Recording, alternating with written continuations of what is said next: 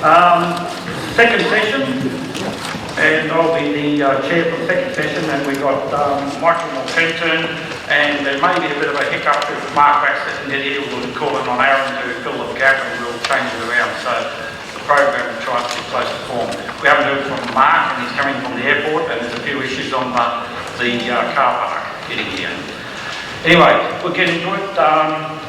Michael is a PhD candidate at the University of New South Wales, where he's writing a thesis on Australia, the Empire and the Great War in the Air.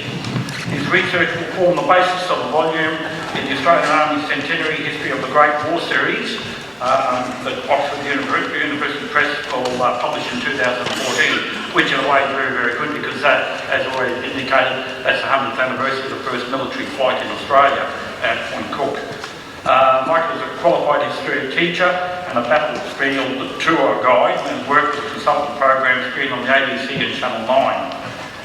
He's contributed articles to the Journal of the Australian War Memorial, Teaching History, Wartime, Cross Cockade, and Over the Front and Flight Path. And he's the author of two books, Fire in the Sky, which I recommend. It's a very good book of the World War I, or the Australian Flying Corps. And Flying the Southern Cross. Anyway, I won't hold him up, we'll try and keep on time. Ladies and gentlemen, Michael Molkentin.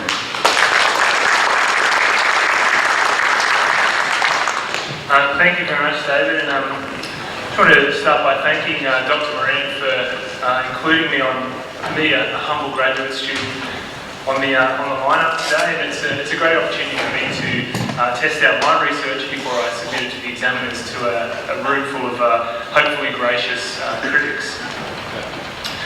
In mid-November 1917, Australian newspapers ran an article by the official war correspondent Charles Bean titled "Australian Airmen, Marvellous Work, A Fascinating Life." His first dispatch on the topic, it explained that there were, by this time in France, two groups of Australian airmen. On the one hand, there were those scattered through the RFC and RNAS, devoting themselves, quote, ungrudgingly to the general cause, end quote. And on the other hand, there were the units of the AFC. Numbers 2 and 3 squadrons had arrived on the Western Front in September 1917 after training in Britain, and number 4 squadron would join them just before Christmas. In Britain, 4 training squadrons were forming and would in early 1918 form an Australian training wing, while in Palestine, number 1 squadron continued to serve with the Egyptian Expeditionary Force, as it had done since April 1916. Already contemplating the monumental official history that would consume the rest of his life, Bean predicted that the AFC's story would, quote, always be easy to identify in their country's history, end quote.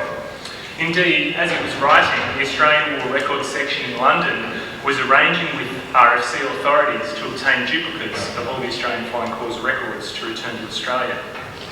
On the contrary, predicted Bean, it would be, quote, most difficult to collect and record, end quote, evidence relating to Australians in the British flying services.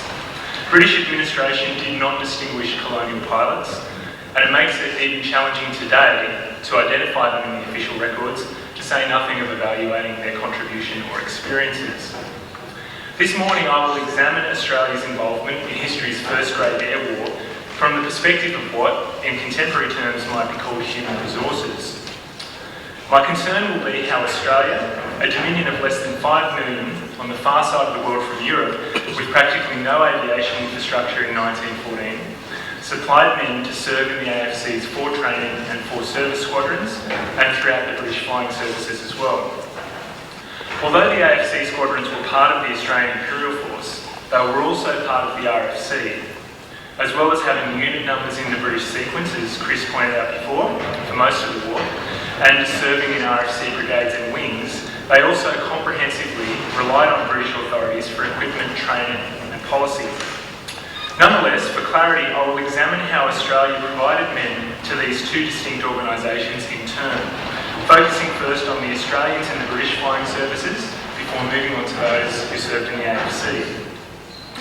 As well as examining an issue that has received little attention in the literature today, it's my purpose to suggest that while fielding a nationally distinct flying corps made political sense, it presented Australian military authorities with difficulties and ultimately may have ironically made Australia's part in the Great War smaller than it might otherwise have been. Shortly before the beginning of the war, the AFC had been established as part of the Citizen Forces, the Defence Department planning to gradually train up one squadron over the coming several years. While the war rapidly accelerated these plans, first of all with the establishment of the Mesopotamian half-flight in February 1915, it was early 1916 before the establishment of the first complete Australian squadron, with another 3 not following until later that year. The Australian government could accept the War Office's invitation to raise these flying squadrons for overseas service because of the 6 courses that the Central Flying School at Point Cook had run between the beginning of the war and the end of 1916. Yet even at their peak, these courses remained very small and until December 1916 restricted to officers only. The result was that for the first half of the war, service with either the RFC or the RNAS provided the best and in many cases only prospect for young Australian men seeking to fight in the air. The beginning of the war found a few Australian expatriates already serving in the RFC military and naval wings. These were career officers in the British Regular Army and Navy, men such as George Rayleigh, born in Melbourne and educated at Geelong Grammar and Melbourne University. He served in the Essex Regiment for 11 years before learning to fly privately in 1912 and joining the Air Battalion, which was the RFC's precursor. He commanded No. 4 Squadron RFC during the war's opening battles, but died in an accident at the beginning of 1915. The British Flying Services also attracted Australian civilians living and working abroad in London in Britain at the beginning of the war.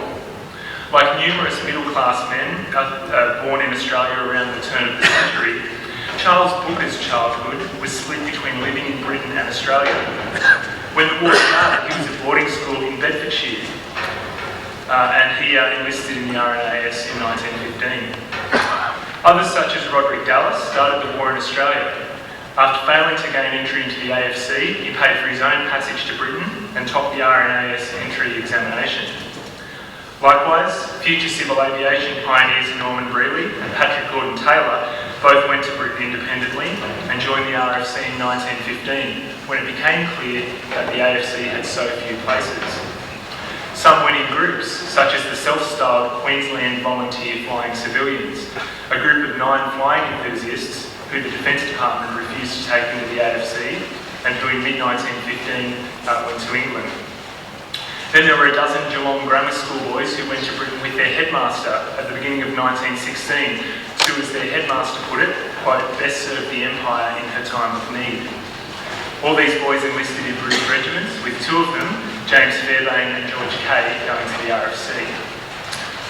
As these examples suggest, ideology, enthusiasm, ambition and pragmatism all figured in Australian men's decision to trade service in their native flying corps for a British commission. An ambition to fly that could not be met in Australia during the early part of the war undoubtedly motivated some, but for others, securing an imperial commission took precedent over getting into a cockpit.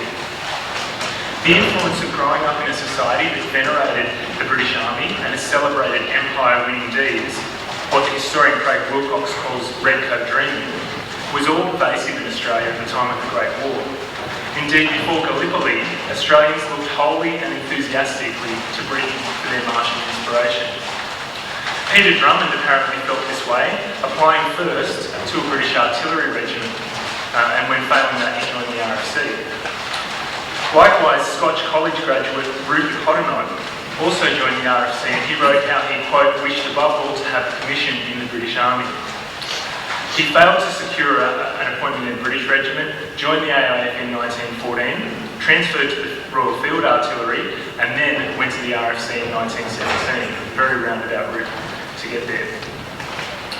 Alongside abstract notions of imperial nationalism, more pragmatic considerations also compelled men to choose service in the British over the Australian Flying Service. In March 1915, John Wisher, a 19-year-old Citizen Forces subaltern from Melbourne, was at the officer training school at Broadmeadows, where the Defence Department determined that officers under 23 years of age could not serve in the AIF. he immediately decided to proceed to England to offer his services. His first preference, the Royal Garrison Artillery, commissioned him in June 1915, and a year later he transferred to the RFC and trained as a pilot. Another Australian who joined the RFC, Bob Kay, considered transferring back to the AFC when he became lineman for Australian Company.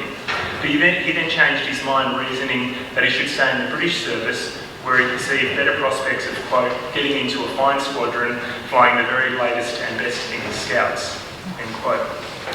Most pragmatic of all are the attitudes of those like Geoffrey Silverman, a 22-year-old engineering student from Sydney who secured his parents' permission to enlist in the RFC by arguing that it was safer, more comfortable and offered better prospects than trench work. He died in a training accident the following June. In addition to those who enlisted in the British Flying Services as civilians, the AIF granted around 200 discharges to men and occasionally officers so they could join the RFC or the RNAS. The majority went to the RFC in two special drafts permitted by the AIF's General Office Commanding Lieutenant General Sir William Birdwood before the expansion of the AFC in later 1916. The first occurred in response to a call from Sir Hugh Trenchard, commanding the RFC on the Western Front in November 1915 for 1,500 other ranks from the armies in the field to meet a shortfall in, as he put it, suitable civilian candidates. The War Office apparently extended this invitation to the AIF, and with Birdwood's approval, some 24 Australian men left their units in late 1915 for commissions in the RFC. Most, like 21-year-old Private Jerry Pentland of the 12th Light Horse Regiment, were convalescing in Britain from wounds or illness contracted at Gallipoli. The War Office asked Birdwood for another 200 volunteers in July 1916. By this time, RFC authorities had cooled to the idea of forming distinctive colonial squadrons, preferring the RFC to develop a heterogeneously imperial character. At the same time, however, RFC Training Brigade staff perceived in the Dominions an excellent source for pilots. In a hierarchy of the most candidates created early in September 1916, colonial recruits rated only second after observers who had done 200 hours of active service flying. With the Australian Defence Minister's endorsement, Birdwood agreed, but considering it hardly right that the Commonwealth pay for officers, quote, to all intents and purposes in the English service, end quote, he recommended that the 200 volunteers be permanently transferred from the AIF to the English service. The special draft of AIF volunteers, alongside the Australian civilians who continued to join the British Flying Services in 1916, produced over 200 trained pilots for British service squadrons in the early part of 1917. Considering that the RFC in all theatres that year didn't exceed 60 service squadrons, it would be reasonable to suppose that by mid-1917 there were few British squadrons without at least one or two Australians serving. Essentially an empire unit is how Eric Dibbs, a clerk from Sydney, described number 11 Squadron, which he joined in June. Quote, we had in it 3 Australians, a number of Canadians, 2 South Africans, a Newfoundlander, as well as representatives of England, Scotland, Ireland and Wales, end quote. Joining number 5 Squadron in May, Jack Allport likewise found himself among 3 fellow Australians. Going to number 2 Squadron RFC in August, he came under the command of Major Wilfred Snow, a metallurgist from Adelaide. Bob Kay joined number 46 Squadron at the beginning of the year, one of 4 Victorians in that squadron. Promoted in June, he succeeded the Australian tennis champion Rodney Heath to command A Flight, while Clive Brewster Josky, a Melbourne grammarian, led B Flight. So reported Kay to his father, Australia is not doing so badly and is keeping her end up in this part of the line. As these examples suggest, being colonial provided no impediment in itself to promotion in the British Flying Services. We get a very fair go to recall Pentland. Indeed, it appears that Australians in the British Flying Services earn promotion on the exact same ground as their British counterparts, that is, seniority and distinction in combat. During 1917, Australian officers led at least a dozen of the 50-odd British service squadrons on the Western Front, including the AFC units. In 1918, Australians commanded at least 16 of the 99 squadrons with which the RAAF finished the war. Some of the relatively rare formation commands in the British Flying Services also went to Australians. Examples include Lieutenant Colonel William Mitchell, a pre-war British regular from Sydney, who commanded the 12th Corps Wing on the Western Front during 1917 and 18, or Major Richard Blomfield, who most of you know, or some of you may know, commanded the famous number 56 Squadron in 1917. In 1918 he commanded 51st Wing in France. Somewhat ironically, it actually appears that Australians had better prospects of reaching command positions in the British Flying Services than in the AFC. In the AFC, such positions were strictly limited by the Corps' very small size, and also by the fact that AFC officers were not interchangeable with British ones. Following the expansion of the AFC to 4 service squadrons in the second half of 1916, transfers from the AIF across to the RFC practically ceased. In early 1917, Australian political and military authorities had become, quote, much averse to transfers from the AIF to the Imperial Forces, and particularly wary of the eyes being picked out of the Australian squadrons for the RFC, end quote. The Canadian attitude, by contrast, could not have been more different. In May 1917, the Canadian Expeditionary Forces leaders agreed to provide the RFC with 90 candidates for flight training per month, successful applicants being seconded to the RFC while retaining their Canadian commissions. At least 5,000 Canadians did this. It's impossible to determine exactly the number of Australians and other colonials who served with the British Flying Services, as there's only incomplete lists. From these, however, I've been able to identify just over 600 individuals who might reasonably be considered Australian, that is either born or educated here. The vast majority of them were pilots and observers, and it appears that very few Australian mechanics joined the British Flying Services, probably because they earn more than twice as much per day with the AFC.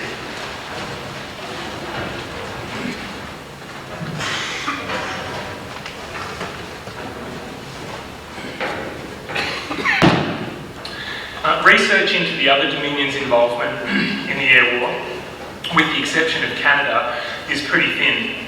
From the available figures, however, it appears that Australia provided overall, including the AFC, substantially fewer personnel per capita to the Empire's air effort than either Canada or South Africa. I'm not sure if you can see the figures there, but really the only important ones are the ones on the end. That's pilots per 100,000 population, and you'll see that Canada and South Africa both provide between 4 and 5 times the number of personnel to the air war. Excuse me. From before the war, the Australian government had different priorities to those of their Dominion counterparts when it came to defence matters, and in particular military aviation. Although all the Dominions considered establishing flying schools before 1914, only Australia actually did so. South Africa and New Zealand, as well as the British government in India, decided to send soldiers to Britain to learn to fly at the RFC schools. This, they planned, would provide the foundation for their future flying corps. Canadian authorities showed even less interest in flying and had no real formal plans in place by the time the war started. For their part, British military and political leaders engaged in the pre-war development of flying did little to encourage military flying in the Dominions. Indeed, the first mention of aviation in an imperial context is not found in the Committee of Imperial Defence's minutes until May 1921. During the war, whereas the Australian government zealously, and as I will suggest, even rashly, raised national squadrons, the other Dominion governments were, for the most part, satisfied to provide manpower to the general cause. Notwithstanding the service of a nominally South African unit in the RFC that Chris mentioned earlier, and the very late establishment of the Canadian Air Force in 1918, the AFC represented the only distinct Dominion contribution to the British effort in the air. Each Dominion's approach to early aviation reflects its strategic priorities at the time of the Great War. The decision by Australian authorities to make an early and comparatively earnest start in military flying, and in particular to establish a somewhat independent capability by setting up a school, related from a recognition that Australian and British strategic interests were diverging. While British policymakers looked nervously at the rise of new powers in Europe, their Australian counterparts looked nervously at the rise of new powers in the Pacific, particularly Japan. This resulted in the decade before the Great War in the most significant period of military growth in Australian history. The establishment of the AFC resulted from the same political forces that also saw the birth of the Royal Australian Navy and the introduction of compulsory service, all measures to give Australia a more independent defence capability. The war provided Australian military authorities with the perfect opportunity to spend on local defence measures and to also draw on the mother country's expertise and material resources. This is all crucial for understanding why the Australian government accepted the War Office's invitation to form complete squadrons for service overseas, and why it persisted in keeping the flying school here at Point Cook open throughout the war, despite evidence in mid-1916 that its course had been made redundant by the rapid developments of air warfare overseas. Historians have criticised Australian military authorities, and particularly the Defence Minister, Sir George Pearce, for the AIF's somewhat haphazard expansion as volunteers became available with little consideration of whether enlistment rates could actually sustain the units in the field. The case of the AFC thoroughly supports this idea. Australian authorities raising the 4 service squadrons during 1916 in an apparently opportunistic manner, as partially trained personnel became available through Point Cook with little consideration of how they'd reinforce those units in the future. Indeed, Pearce's decision during the second half of 1916 to raise 3 more service squadrons, while Point Cook was struggling to even get new aircraft, and while he was also seeing evidence that voluntary recruitment would probably not sustain the AIF past December 1916, seems cavalier, or perhaps to be a bit fair, at least reflects the inexperience that he and his colleagues had concerning matters regarding military flying. The Australian government accepted the War Office's invitation to form No. 1 Squadron at the end of 1915, despite lacking an adequate pool of reinforcements, or indeed even trained personnel to make up the establishment. CFS graduates were only bound to serve 4 years in the militia, so had to volunteer for overseas service, and several early graduates actually went from the flying school and enlisted in other AIF units, apparently foreseeing no opportunity to fly overseas with the AFC. In the event, only 12 Point Cook graduates of the required 18 pilots volunteered for No. 1 Squadron. The shortfall forced the government to commission every available civilian flyer it could find in Australia, and in doing so severely compromised the criteria by which they had selected candidates for Point Cook. The requisite 7 observers came from volunteer permanent forces officers who received a crash course at Point Cook before embarking. Finding experienced tradesmen in the AIF's camps proved relatively easy, with the exception of riggers and wireless operators, whom the Navy also repeatedly sought.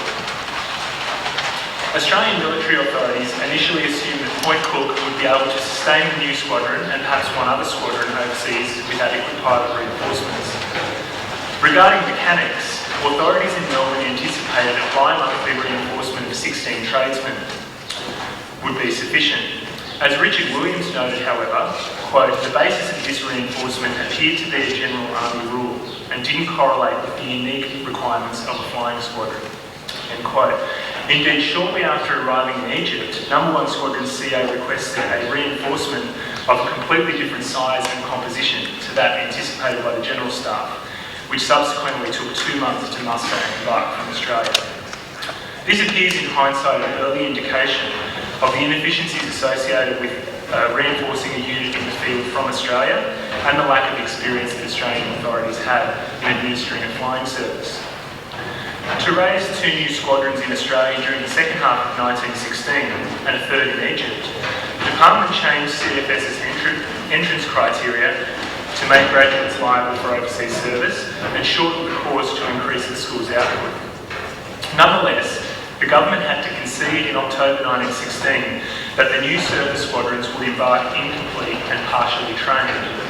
No. 3 Squadron left Australia that month with half its establishment of officers, and No. 4 Squadron left Australia in January 1917 with a full establishment, but only because the department had begrudgingly taken civilian graduates from the New South Wales Aviation School. In both cases, ample mechanics could be found in the AIF camps, although they received only before leaving Point Cook. The Defence Department intended raising No. 2 Squadron in Egypt from volunteers in the AIF, particularly the Light Horse, but here too authorities struggled to procure enough volunteers, Light Horse commanders being reluctant to lose good men. In December 1916, No. 2 Squadron left Egypt for England, 79 men short of its establishment. The effort to raise and train 3 new squadrons during the latter half of 1916 and early 1917 appears to have completely consumed the attention of the Department and AIF authorities overseas. Neither considered the provision of reinforcements for No. 1 Squadron, which since commencing operations in Egypt in the middle of 1916 had received no pilot or observer reinforcements from Australia. Attached RFC officers initially made up this shortfall, but in April 1917, the squadron received orders that it had to get rid of all its Imperial officers and replace them with AFC officers. This rapidly consumed the few AFC officers undergoing training in the Middle East, and it took over 3 months for AIF staff in Egypt to convince administrative headquarters in London of the need to have a reserve of pilots in training for No. 1 Squadron. Indeed, it was the beginning of 1918 before the AFC in the Middle East had a sound system for providing trained pilot reinforcements. In the meantime, things had become so bad that in mid-1917, RFC staff had written to the AIF, warning them that the shortage of pilots threatened to, quote, altogether cripple, end quote, No. 1 Squadron. As it happened, the squadron supported the Third Gaza campaign was short of pilots and with several long overdue for arrest. 2 factors had coalesced to create this unacceptable neglect of an Australian unit in the field. Firstly, there is the administrative void into which AIF units in the Middle East fell following the move of administrative headquarters to London in April 1916, just as No. 1 Squadron was arriving. It left No. 1 Squadron at the mercy of what the AIF staff in Egypt had described as, quote, the chaotic position of control in which local commanders best placed to appreciate their unit's needs lacked the authority to meet them, end quote.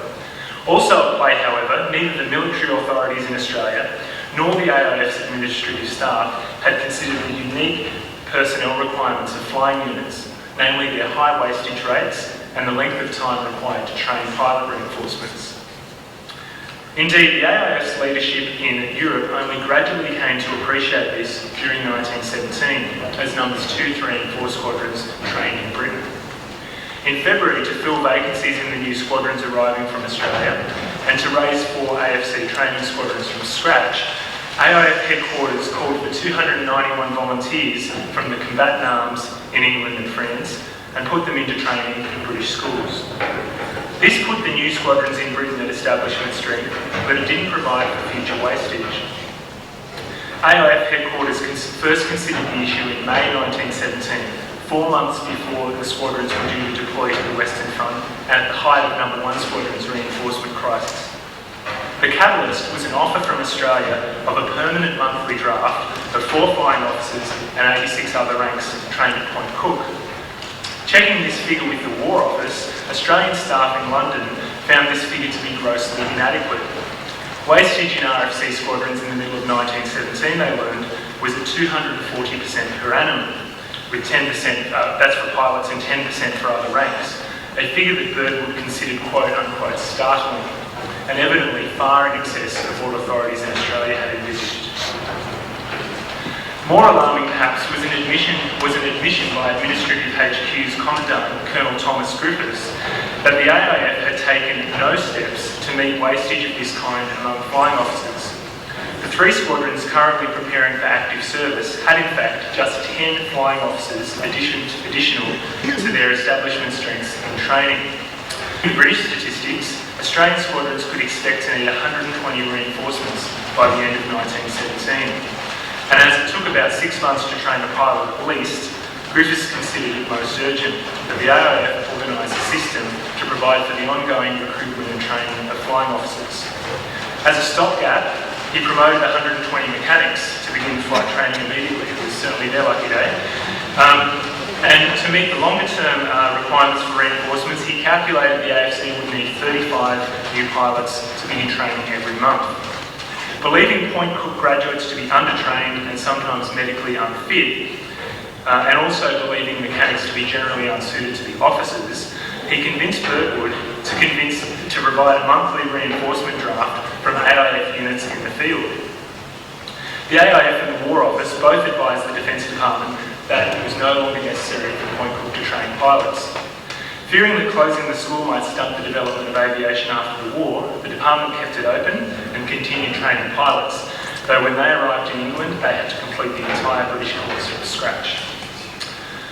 Griffith's best, if belated, efforts narrowly prepared the AFC for service on the Western Front, and only because the first cohort of trainee pilots will rush through the courses.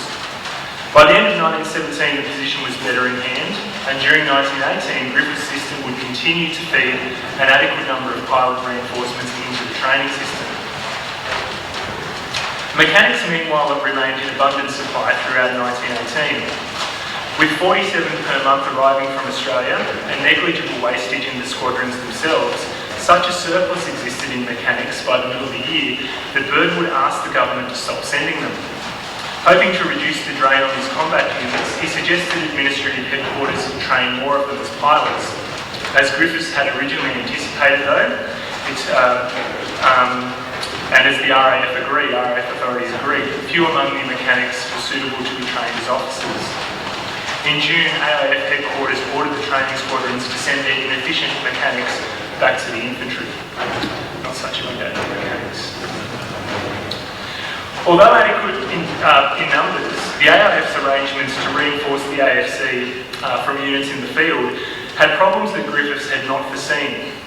In February 1918, the RFC's Chief Medical Officer, Major James Burley, drew attention of AIF authorities to the, quote, somewhat high proportion of breakdowns among pilots and observers in the RFC. He attributed this to the fact that most of them had seen extensive service in the trenches before starting pilot training, and he challenged the popular notion that experienced soldiers made good pilots. Secondly, in April 1918, Lieutenant Colonel Edgar Reynolds, Officer for Aviation at Staff Officer for Aviation at Administrative HQ, AIF, noted that selectors were finding it difficult to obtain suitable candidates from those offered by the AIF units in France. Those that he put did not altogether seem to be quite the right type to hold commissions, end quote.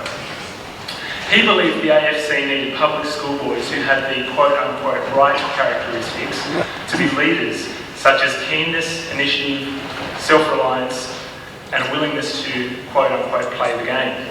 These were men that the AIF in 1918 was in very short supply of. Another problem concerned the output of pilots. An Australian training wing had been established in Gloucestershire in February 1918 with 4 squadrons, 2 of which would train rotary engine scout pilots for number 4 squadron, 1 to train inline engine scout pilots for number 2 squadron, and a 2-seater unit to provide reinforcements for number 3 squadron. For training observers and mechanics, the AFC had to rely on British schools, as well as to train pilots for number 1 squadron who trained with the RFC in the Middle East. While this system provided adequate numbers of 2-seater pilots, observers and mechanics, it failed when it came to reinforcing the scout squadrons, which suffered the highest casualties. Particularly inadequate was the supply of camel pilots during early 1918, forcing the AIF to relax its policy and accept temporary reinforcements from the RAF. Indeed, between April and July 1918, 19 British pilots flew with number 4 squadron, at one point making up half the units flying off roster. The Australian pilots called their British colleagues leopards.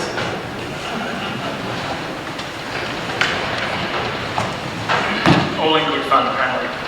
And for their part, the British pilots remarked on the crudeness of the Australian pilots' language.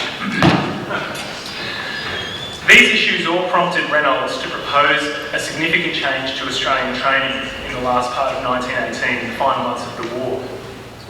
He proposed switching back to what he described as, quote, direct enlistments in the Australian Flying Corps in Australia.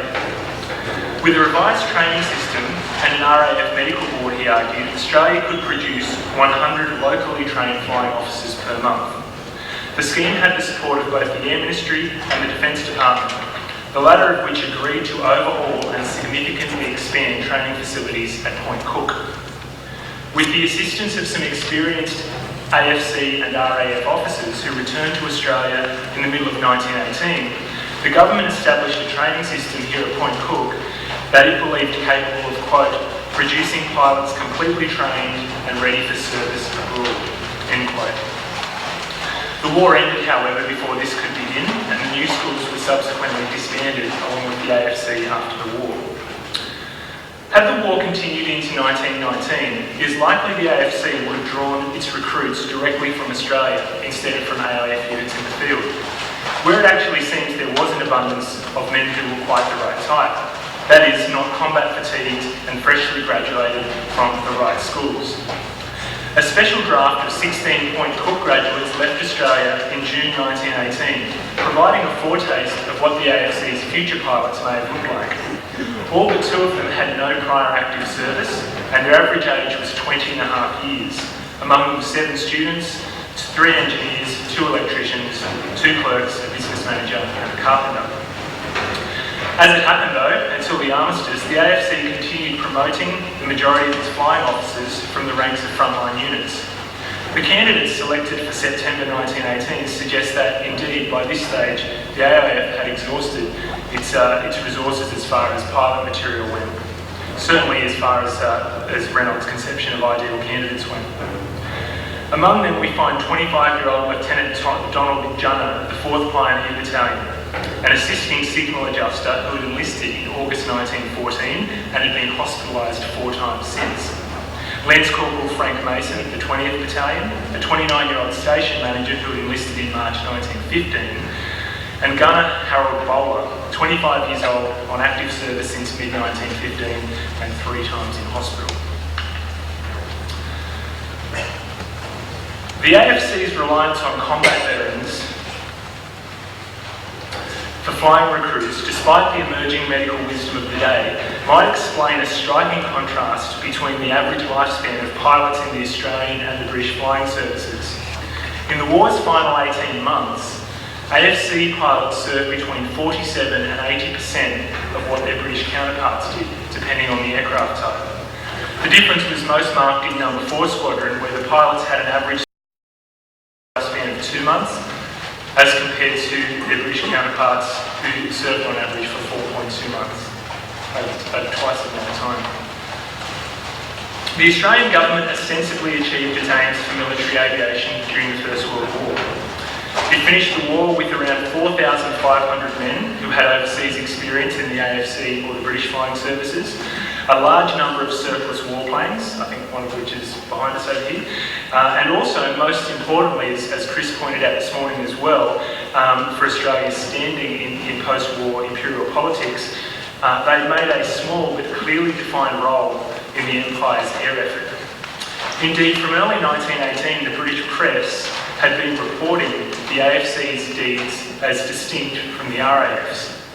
And while in Britain that year, Prime Minister Hughes could proudly boast of the AFC's achievements and claim that, quote, Australian airmen from Australia will hold their own over any battlefield, end quote.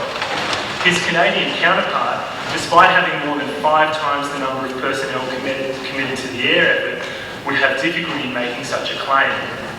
Indeed, until April 1918, Canadian authorities could not even be sure how many of their constituents were serving in the British Flying Services. On the other hand, though, the Australian government's concern to make distinct contribution in the air and to develop a foundation for future military flying came at the cost of military efficiency. Throughout the war, the administration of the AFC, existing as it did within the bounds on one hand of the AIF and on the other hand of the British forces, proved very difficult. The inexperience of Australian staff in matters concerning aviation and the failure of Australia's volunteer system further exacerbated problems of supplying the AFC with trained personnel. It is difficult to avoid the conclusion that, somewhat ironically, a larger number of Australians might have served in military aviation from earlier in the war had Australian authorities followed the example of their Dominion counterparts and supplied the RFC with manpower to be absorbed into what Charles Bean described as the general cause. Given that significantly more Australians reach command positions in the British flying services than in the small AFC, it is also likely that Australia may have finished the war with not only a larger, but a more experienced pool from which to develop a future national air force. As often happens in military history though, Australia's involvement in the Great War in the Air suggests how political expedience and military efficiency seldom work to the mutual benefit of each other, and indeed how, at least in liberal democracies, politicians often prevail over the wishes of generals. Thank you.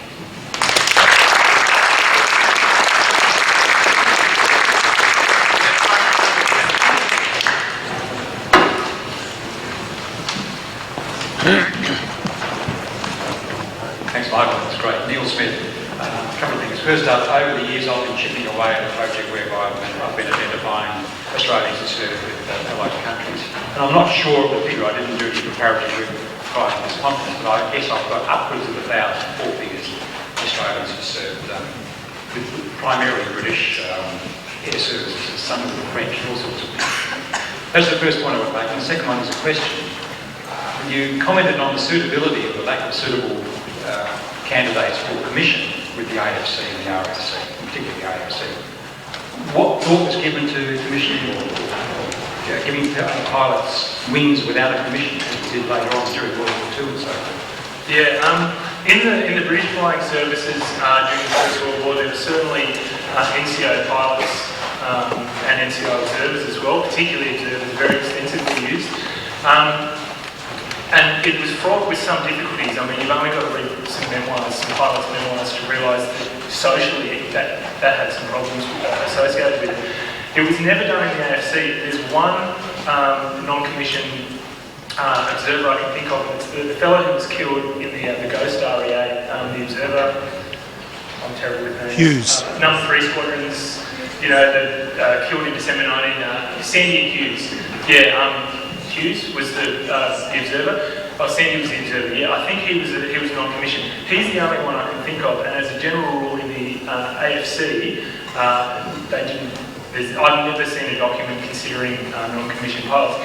Interestingly, as well, and something I haven't been able to determine, is that when AFC pilots started their training in the British system, rather than going to the officer cadet school at Denham Bucks, which is what British men did if they were joining the RFC for I think about a month's course, an AIF private would go straight to the School of Military Aeronautics at Reading or at Oxford, and I've never been able to determine why that is. So, and it's also, I think, perhaps more of a reason why, and Chris and I have spoken about this before, but you know, these officers who are finishing, these AFC officers who emerge from the war, they've had no formal training for the most part in actually, in the duties of being officer. A lot of them are marvellous pilots and very experienced, instructors and so on, but they haven't actually had that foundational officer training.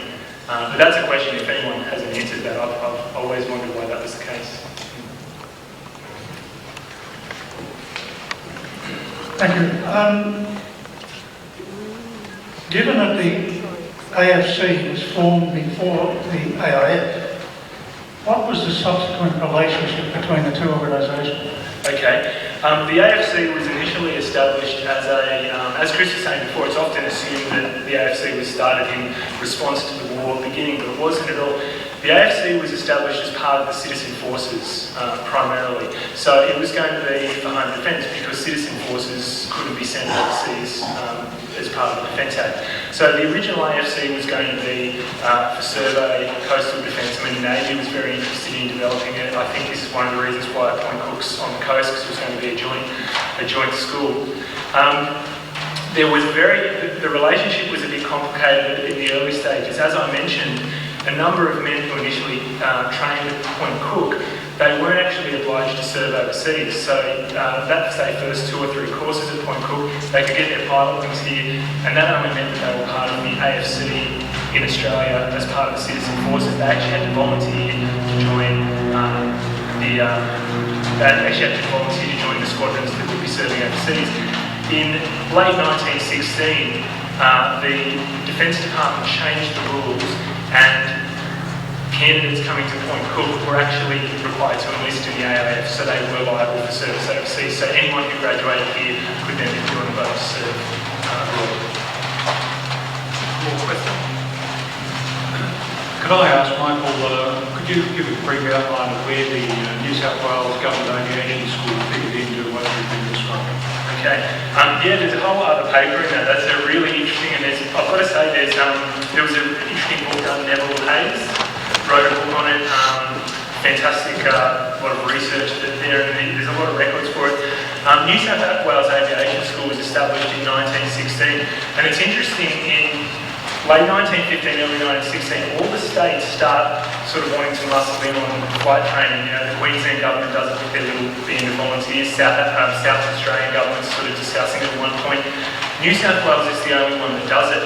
And from that point on, the New South Wales Aviation School at Richmond has a very fraught relationship with the Defence Department, because Defence, of course, is constitutionally a federal matter. And the Defence Department feels from very early on, you look at the correspondence, and Pearce is very prickly about it. He's adamant that aviation, particularly military aviation, is very much the preserve of federal authorities and Point Cook. That said, when it came time to form Number 4 Squadron and there wasn't enough airmen, the Defence Department was willing to take graduates from the New South Wales school, and that was the only point in time. The New South Wales school, despite what the New South Wales government was telling the Defence Department, you know, telling us to train civilians, throughout the war they actually had their feelers out, and they were trying to get in touch with the War Office and trying to negotiate kind of systems whereby their pupils could go and join the RFC and RNAS. To cut a long story short, it was a mess. It really was. And, you know, the pupils who were passing the New South Wales Aviation School in mid-1916 were not getting to the front until September 1918 and things like that. It was a waste of their time. It was a real disappointment. But I think it's a great example of state and federal politics. You know, at that point, sort of trying to work out, you know, who has control. And then after the war, of course, they sold it to the Air Force, and you know, it's still based today. Yeah. Thank you.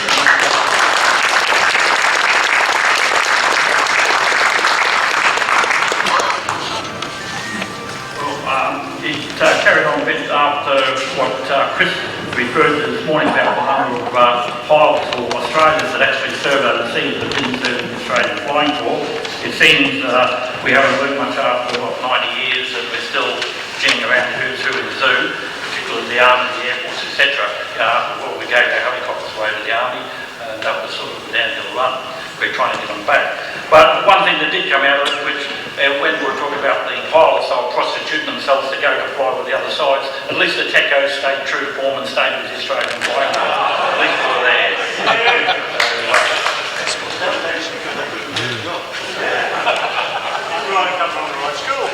Yes, they didn't come from the right school. Anyway, it looks like we're back on program with Mark Lax has finally arrived, and probably, of course, we get towards the car park.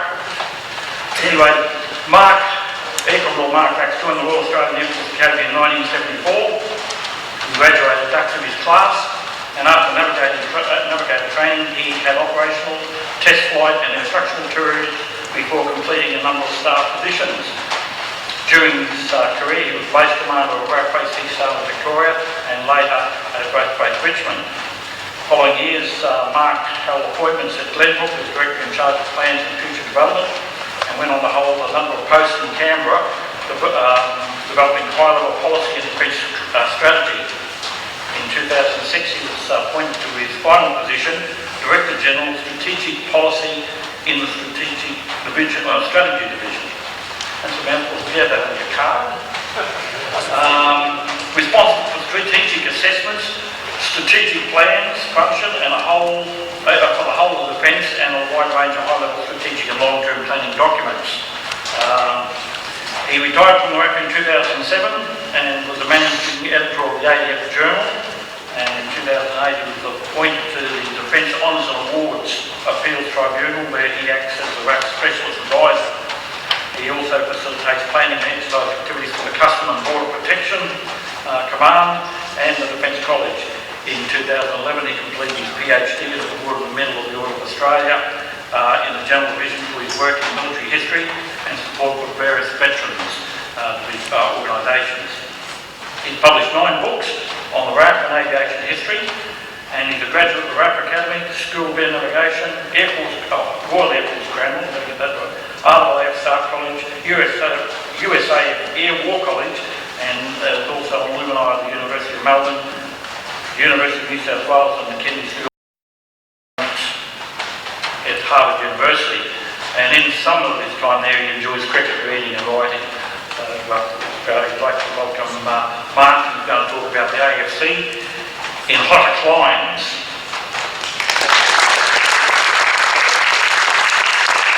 Well, thank you for the welcome. You know, they say as you're about to die, the whole career of life flashes before your eyes. I think that's just what had happened to me then. Just before I start, thank you for the welcome. There was a question from a gentleman in the audience about the number of Australians in the flying services in World War I. For those that are members of the World War I Aviation Historical Society, we have a database left to us by the late Aaron Pegram. There are at least 5,290, I think, at last count, including one chap who joined the other side, the German Air Service, and a couple of ladies who also served. So it's a very interesting database. So for members only, this is a good plug. That's a picture of the desert in Iraq, taken by some of our troops that were there a few years ago. And I just thought it would make a perfect background because the temperature there does get up to over 50 centigrade. And if you can imagine flying one of these rather flimsy aircraft in that situation, it shouldn't be too much fun. Anyway, when Andrew Pillsbury asked me down here today, he said, I'd like you to talk about the flying corps in the desert. And given the fact that we spent 4 years in the desert in various theatres, I thought I'd limit it a bit to just the Hearth flight because we gloss over the poor Hearth flight, but it's a fairly important start to military expeditionary air power. And I thought it would be worthwhile just discussing it. I can talk about the one squadron stuff later in question time if we have time over lunch.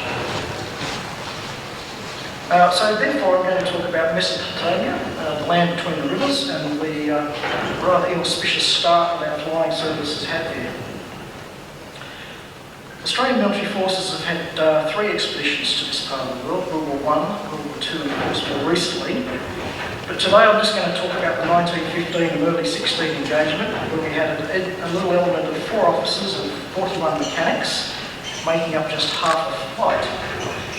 The World War I squadron was usually comprised of 3 flights, each of about 8 to 10 flying officers and perhaps up to 100 troops. This smaller group was about half the usual, so it got the term half flight, and that's why we call it that. With later arrivals and reinforcements, a total of 63 Australian officers and men served in the AFC half flight. And by mid-1916, what remained was absorbed into number 30 Squadron of the Royal Flying Corps, and a few went on to 1 squadron, but more of that later. Now back in 1914, the Middle Eastern maps were quite different. Iraq was known as Mesopotamia. It comes from the Greek, the term from between the rivers. And as you can see, the 2 river systems there, quite clearly it's the area in the middle. Now I'm going to be focusing on this little bit here where the red lines are. Let's Baghdad up there and talk a little bit about Kut. I'm going to talk a little bit about Kurna, which is down here somewhere, and Basra, which was the main base. So if you bear those locations in mind, it's probably about 250, 300 miles up to Kut from Basra, so it's quite a distance. Now Turkey entered the war in October 1914 and was allied with Germany. Turkish forces, of course, in the Ottoman Empire controlled all of this area. In November, the British colonial government in India sought to secure the Basra oil terminal. It was going to be vital for the Royal Navy oil supplies, and it was also part of the Anglo-Persian oil refinery system, which was owned by the British. So they formed the Indian Expeditionary Force D under Lieutenant General Sir Arthur Barrett. His 6th Division quickly seized Basra upon landing, and by December they advanced up the Euphrates River as far as Kurna. Meanwhile, Barrett quickly moved off before coming to a halt due to the winter rains and consequent widespread flooding. The conditions eventually forced us to retreat back to Basra. In the new year, rumours of Turkish reinforcements, Arab unrest, and the Killing Dardanelles campaign, which you're all familiar with, all conspired to force the Viceroy of India, this one chap, to have to reinforce Barrack and guarantee the supply of oil. In April, the 12th Division, under Major General George Orange, known as Blood Orange, arrived, but in reality he had a hollow force of only a few brigades and some artillery. And with its arrival, the Indian government chose to form the 2nd Indian Army Corps and placed General Sir John Nixon in command. At the same time, the impetuous Major General Sir Charles Townsend, shown on the top left there, relieved the now ill Barrett, who had to return to India. Here the Mesopotamian campaign took a new turn. Rather than hold Basra position, Nixon interpreted his orders to make an advance towards Amara, and Townsend was keen to get it going. Well, General Townsend planned to move out of the coastal area called the Shatt al-Arab near Basra as soon as the rain ceased. However, operations could only resume in April, and for these, air reconnaissance would be a distinct advantage. As no airmen were available and none would be forthcoming from the Royal Flying Corps, the Viceroy sent a request to the other British colonies in mid-February. The request sought aviators, mechanics, flying machines and motor transport. Australia replied that they could furnish the officers and men and some transport but no machines. Now, given that Australia only had 7 qualified military pilots at the time, the offer of 4 was extremely generous, and so the RAAF flight was spawned. Now, while awaiting the dispatch of the Australian offering, on the 25th of March in 1915, the government of India organised their flying service and appointed Captain Philip Broke-Smith of the Indian Army. Now remember, the Indian Army was an offshoot of the British Army. It wasn't the Indian Army we know it as today. It was really the British colony. So it was staffed by British officers. And Broke-Smith took charge and was allocated 1 flight of aeroplanes and formed 2 depots, one at Basra and one back in Bombay. The 4 Australian pilots and Captain Hugh Riley, who was a Kiwi, but he's there on the right, they were assembled at Bombay and ready to form a flight for operations. Now, Australia's contribution to this RAAF flight, an interesting bunch of what you might call local yokels, militia. I'm surprised that some of them aren't armed with pitchforks, but anyway, that was the picture that it was. So who were these men? Well, officially they formed right here at the Central Flying School on the 1st of April 1915. An interesting date.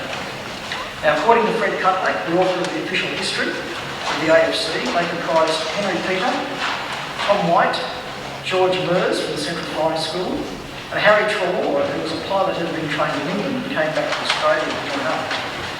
And 41 other ranks, including 18 mechanics.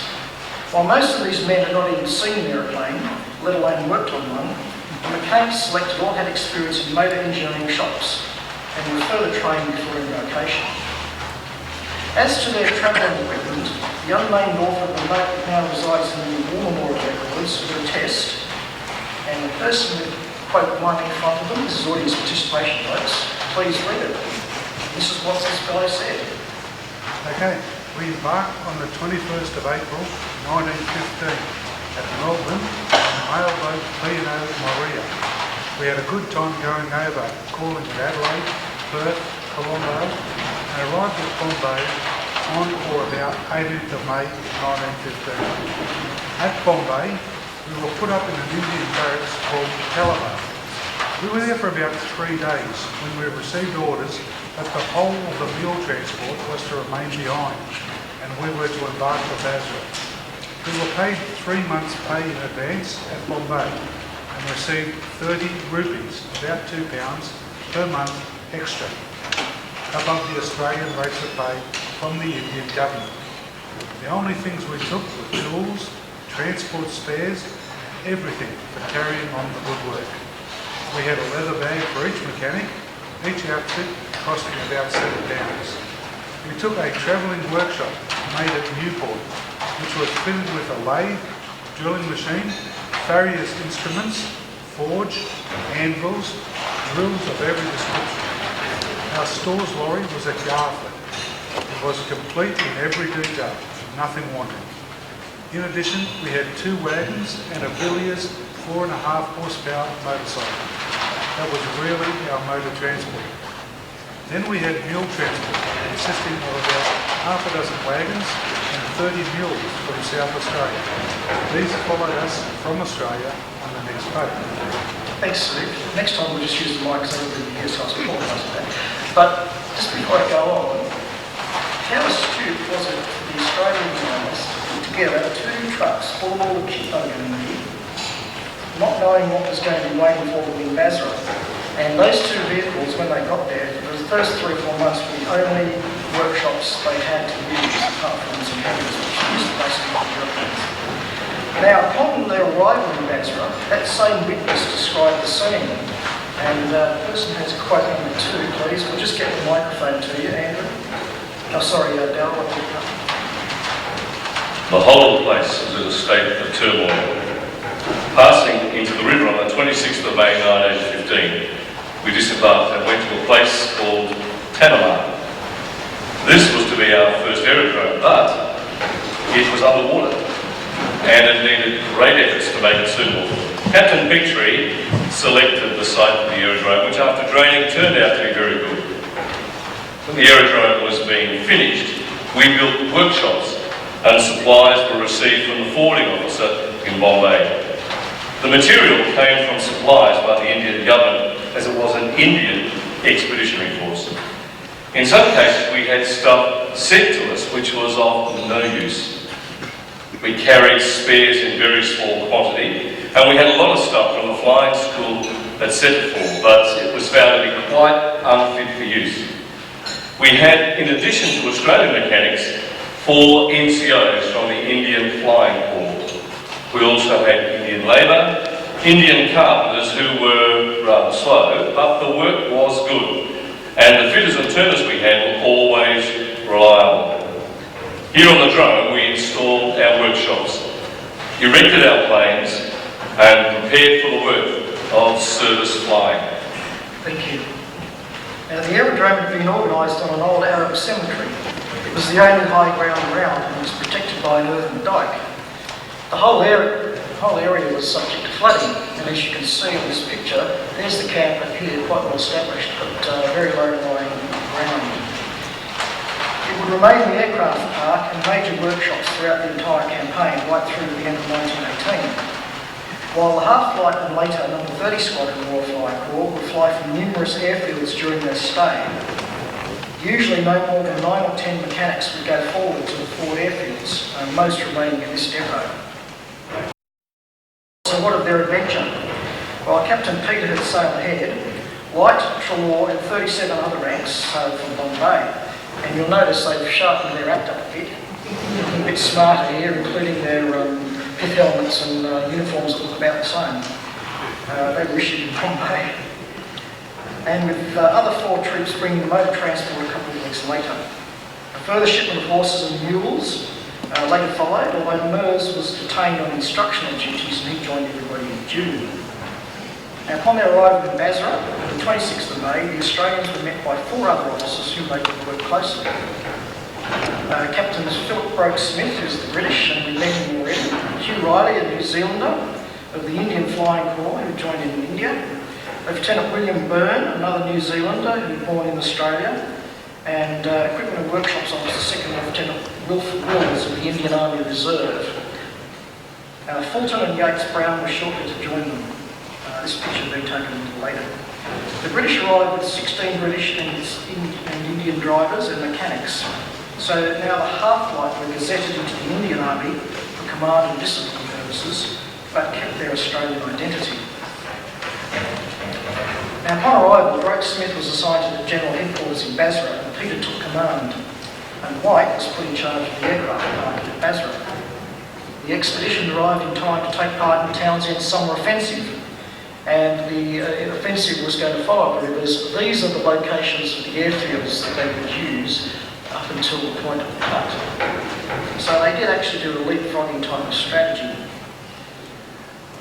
Now, they found their equipment was no better than the training aircraft they'd left behind. All the modern machines had been dispatched to France.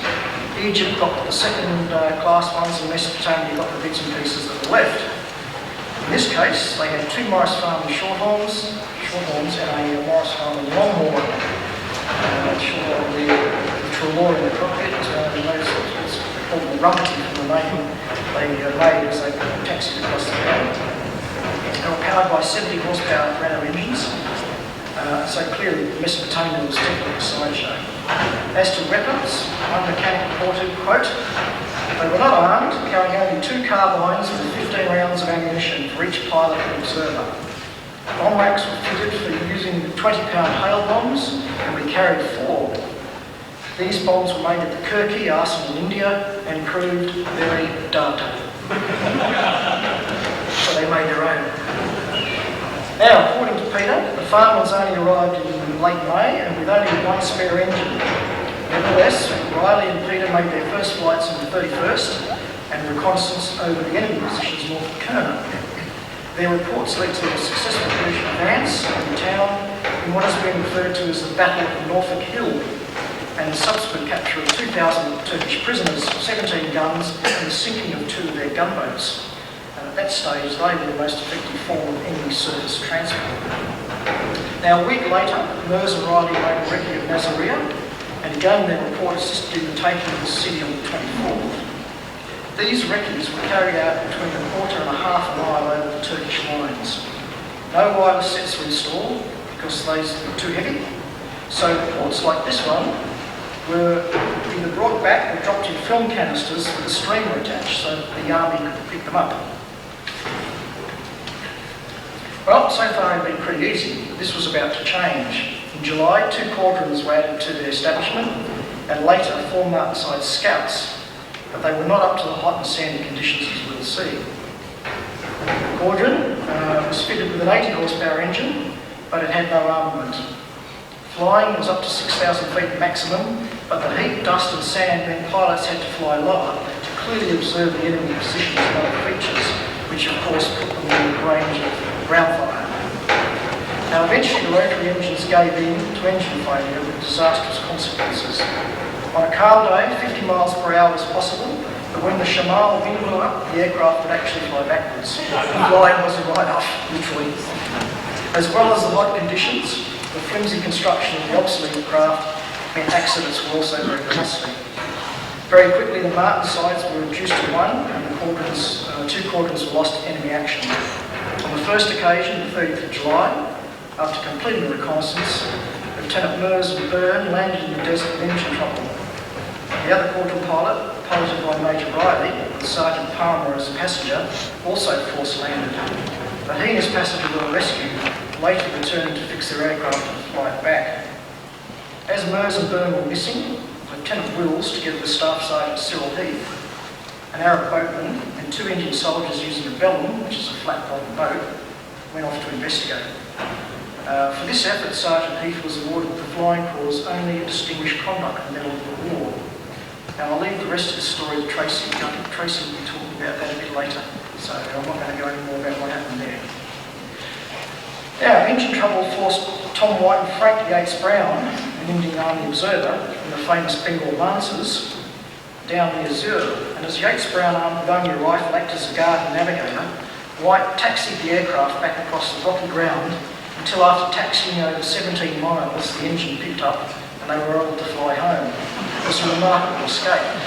Now, as an aside, I'm told that that's how we adopted the term taxiing, but I'm not sure that's a true story or not.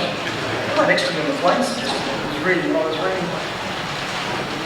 Anyway, by August, Force D had expanded to a division of strength and had commenced its advance up the Tigris River using various rivercraft. This became known as Townsend's Regatta because of the 200 or so bellums rowed by the troops. So not only these poor buggers is 50 degrees in shade, but row these bloody things upstream in the heat and dust, and it's probably very unpleasant. So by October, the force was within 50 miles of Baghdad, but that would be at much cost. The Airmen now flew repeated reconnaissance missions and the occasional bombing sortie. 2-pound hand bombs were tossed over the side, which caused panic amongst the enemy soldiers.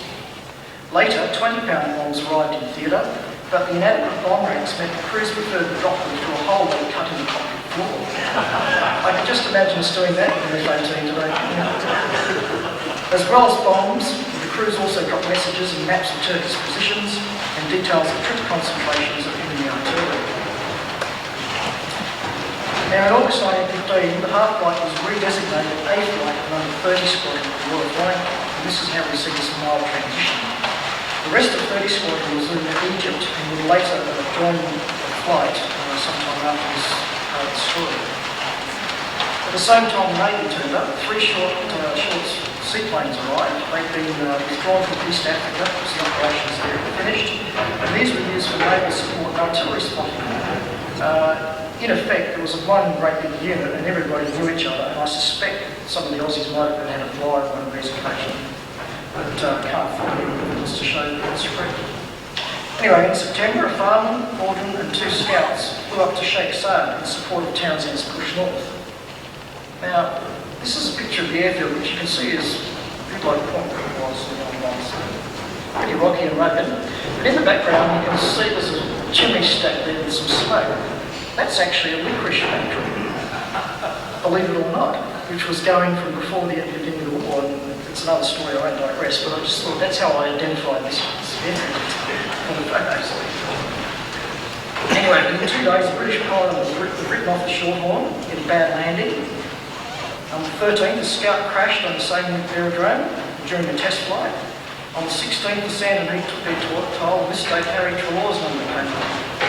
Harry later recounted what happened. Could I have quote number 3, please?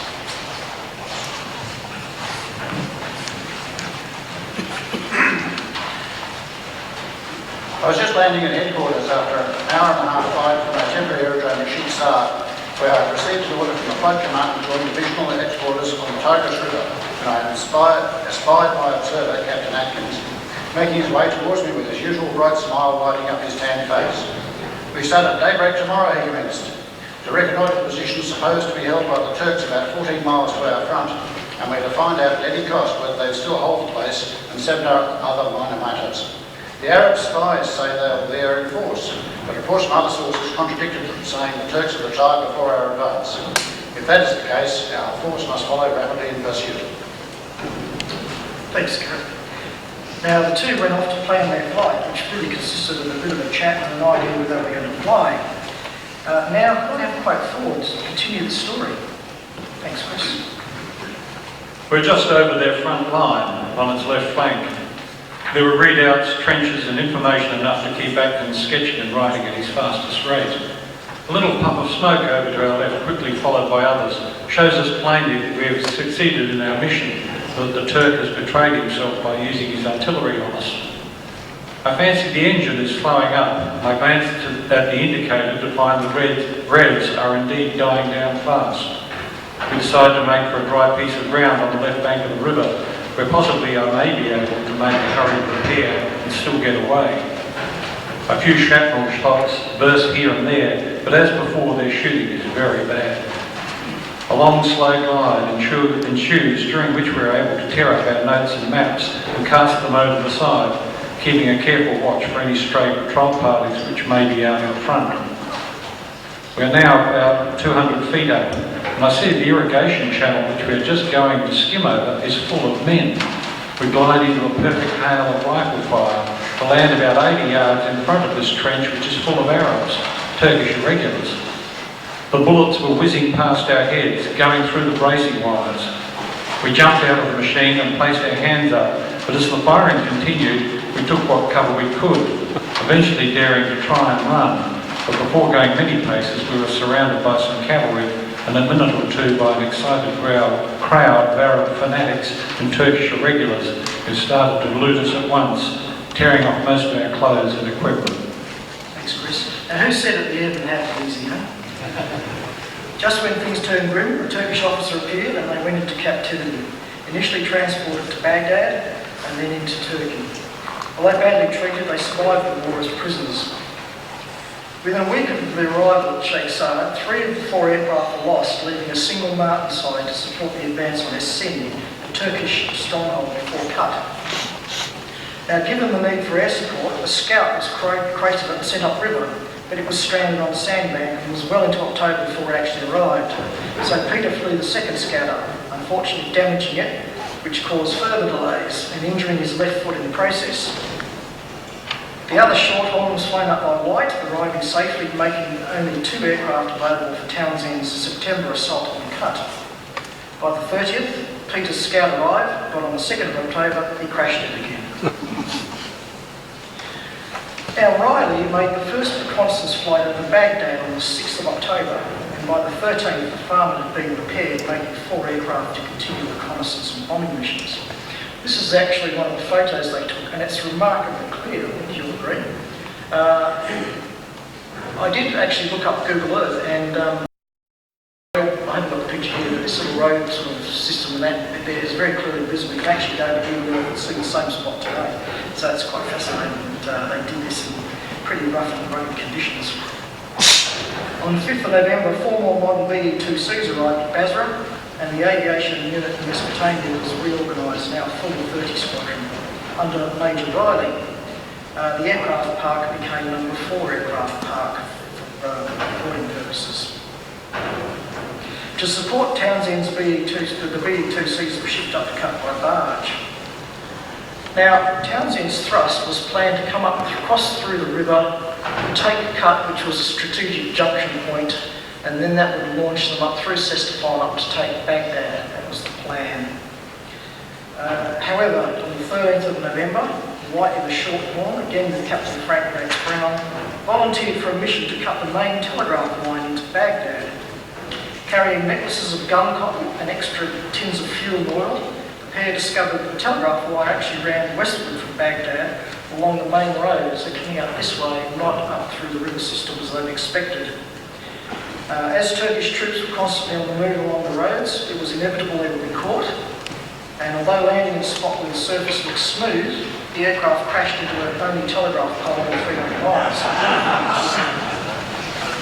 So much for precision flying. Anyway, despite the arrival of an armed party, Yates Brown managed to blow up the wires under intense fire as White refueled the aircraft and was hoping to taxi it to safety as he'd done previously, although I suspect the distance back from there down to here would have been impossible had he even gotten away. However, the wing was badly damaged and it was not going to happen.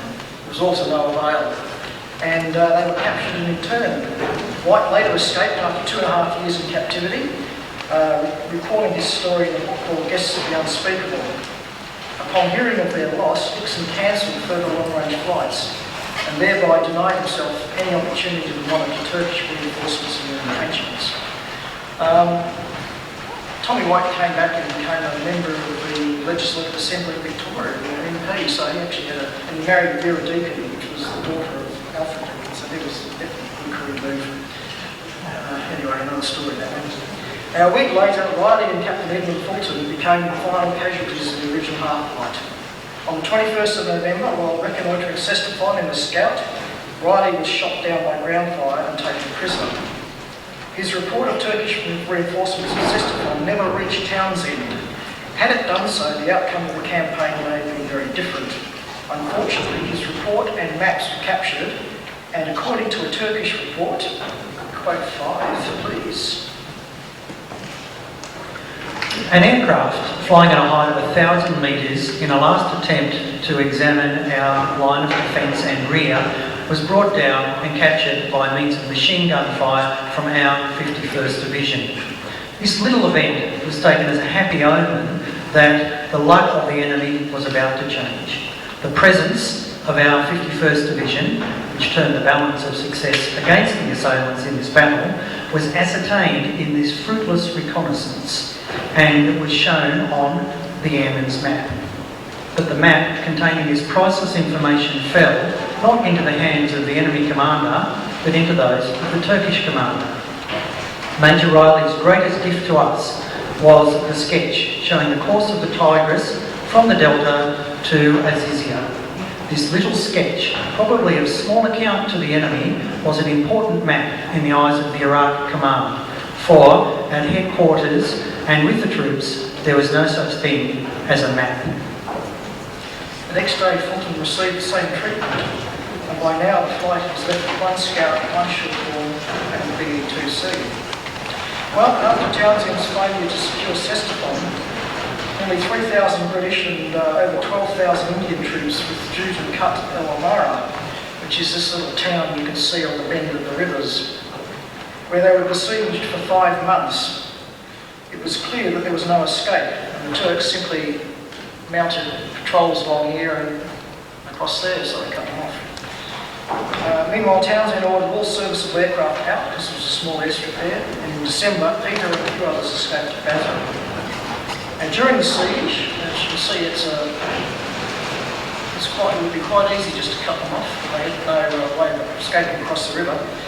Peter, now the sole remaining blind corps pilot, and a few of the RAAF seaplane pilots flew 140 supply missions over Kut using makeshift bags of supply. Food, medical supplies, money. They dropped over £10,000 in gold, silver and notes in hope to bribe the Turks, which they just ended up taking money anyway. And spare parts for the wireless were all flown in. Food was carried in 50-pound bags. I'm not sure you can see there's a big bag underneath the fuselage there. On one occasion, a millstone was dropped. But it was no use. On the 29th of April 1916, after almost starving, the garrison surrendered. It went down as the greatest humiliation the British had ever suffered in war at any time in their history. Meanwhile, Force D had been decimated through disease, heat and starvation, but this was only the start of the woes. A forced march into captivity from Kut to Anatolia meant a distance of over 700 miles, meant many perished on the journey, and it seems to be repeated in the Burma-Thailand in the next war. The survivors were forced to work on a railway in the Taurus Mountains. Only 2,000 of the original 15,000 survived, an absolute tragedy. And of the Australians, 9 Australians perished and only 2 survived, Corporal Jim Slosh and air mechanic Keith Hudson. Because of their skills as mechanics, they were taken away to work on German staff cars. Despite their deliberate go-slow under conditions under the German supervision, this probably saved their lives. And that's some of the forced marches we can see from the Turkish front. Now, on the 23rd of May, Peter was invalided to India, and after a bad bout of enteritis, so he was no further use in the flying situation. He eventually recovered to take command of 75 Home Defence Squadron back in England, his home of birth. After several RAF postings, on discharge he resettled in England as a solicitor, which he had been before the war. In October 1916, the half-flight was officially disbanded, and the remaining Australian personnel in Basra transferred into Egypt to join the number 1 squadron who just arrived. So ended our first year of adventure. Australians continued to serve in Mesopotamia after 1916 to see the taking of Baghdad and beyond, mainly in wireless units and with Dunster Force, but theirs is another story. Thank you very much, and thank you to those who read the quotes. Thank you.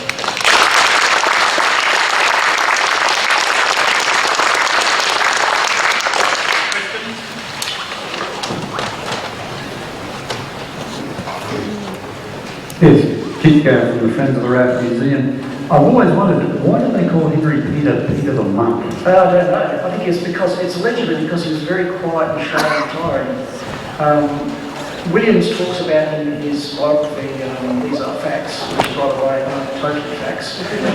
But when you write your own autobiography, you've got to get it right, don't you? But he was always called Peter the monk from the time he arrived in Australia. He went back to the Home Defence Squadron, which was based in England, so he didn't have any other war service on the continent, and went back to the country, becoming a country solicitor. He did come back to Point Cook in the early 60s as a sort of a union visit. That was his only time he ever came back to Australia. So being one of our pioneer airmen who actually set up the CFS and the flying school, he only made one quick visit back in the 60s and then he passed away shortly afterwards. Yeah, it wasn't too long after.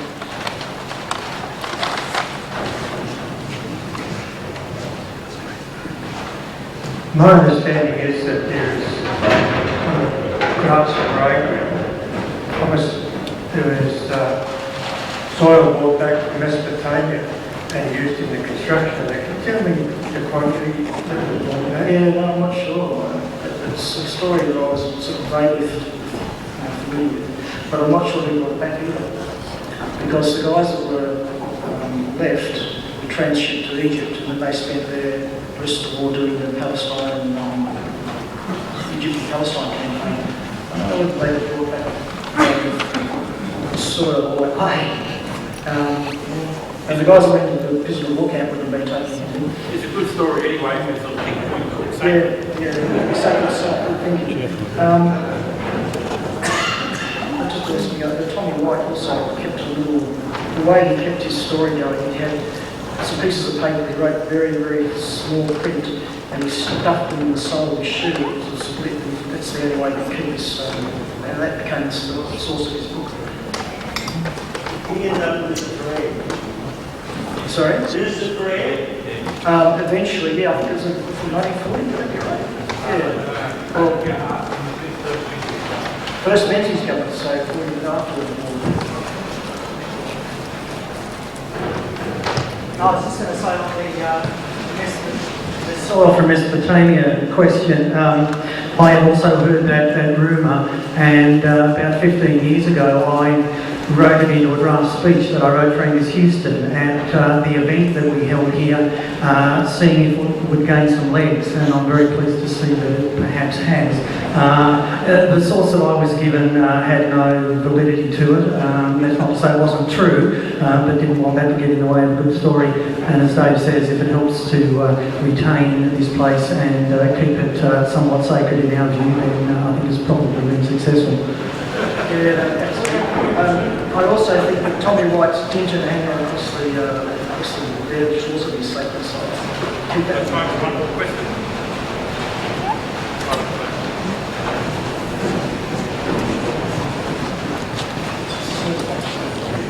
Mark, thanks for a really great paper about, as you say, a neglected part of the ASD story.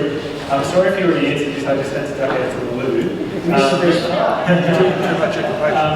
Just wondering, can you comment, did air power make much of the difference in the subsequent campaign in Mesopotamia where the British did actually succeed in capturing Baghdad and pushing the Turks? The forward cut was probably the low point of the whole campaign. From that point onwards, to the end of 1916 and most of 1917, 30 Squadron was the only air unit, but the Germans brought a flying squadron too. And so the rest of the war, from about late September 17 right through to 1918, they ended up, the Royal Flying Corps reinforced it with 2 other squadrons, and the Germans reinforced it with another squadron as well. And they were pretty well matched, because the Airmen that it was a German flying service, not a Turkish flying service. You have to read my articles in the World War I Journal for those that are members. It was a very interesting campaign, which really doesn't have much coverage. Not too many Australians, but a very interesting one anyway. There was a second half flight too. Well, there was rumours of one, and Williams talks about it briefly in his. As the first half flight fell into disrepair and was disbanded, as one squadron was being considered, the British authorities thought they should raise a second flight to reinforce it. Williams was going to be commander of that flight, but in the end it was not necessary, and they chose to raise an entire squadron, which is the story that Michael mentioned earlier. And my last comment is to talk about the New South Wales aviation school. There was one in Queensland as well, and here's another story.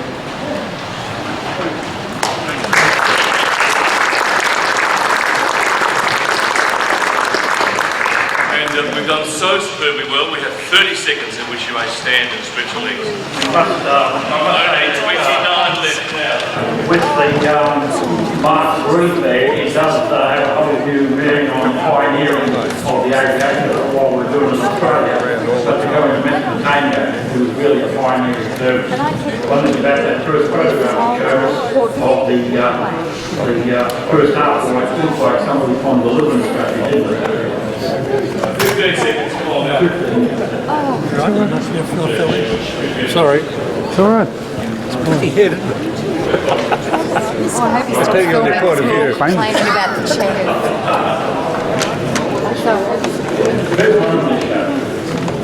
This is Anyway, we'll get into our last speaker before lunch, and I've noticed that the wind has died down a little bit, but unfortunately I've had good word that we're not going to fly the pub. We thought that Jerry might have given us that, but I've spoken to the techos and over lunch, if you are interested, it's open for the afternoons at the end of the Saturday, but at lunchtime, if you wish to go over to the hangar and have a look at the aircraft, that's the B-28 box kite and the software pub during lunch, you're quite welcome to. The techos will be over there with their wands and their tasers. And I will admit, I will advise you now, there are full body searches done on everybody when they leave the hangar. And you have quite happy to just use the emergency exit door to go over if you wish to, or lock that so you can get back in. But anyway, we'll get on to our next speaker, is Aaron Pegram. Aaron is a historian in the military history section of the Australian War Memorial, and he's the managing editor of the quarterly magazine Wartime. The recipient of Australian History Research Grant in 2010-11, and he's the editor of William Cole's wartime memoir, Both Sides of the Wire, which is the memoir of the Australian officer captured during the Great War, and also numerous other articles, the AIF. He's completing a PhD thesis on Australians and German captivity in the Great War. Now, it's quite interesting in doing that because we know about White and the war, but nothing's ever been put down about the, and I've read little bits about them in the Western Front. So I'll take great interest in Aaron's brief.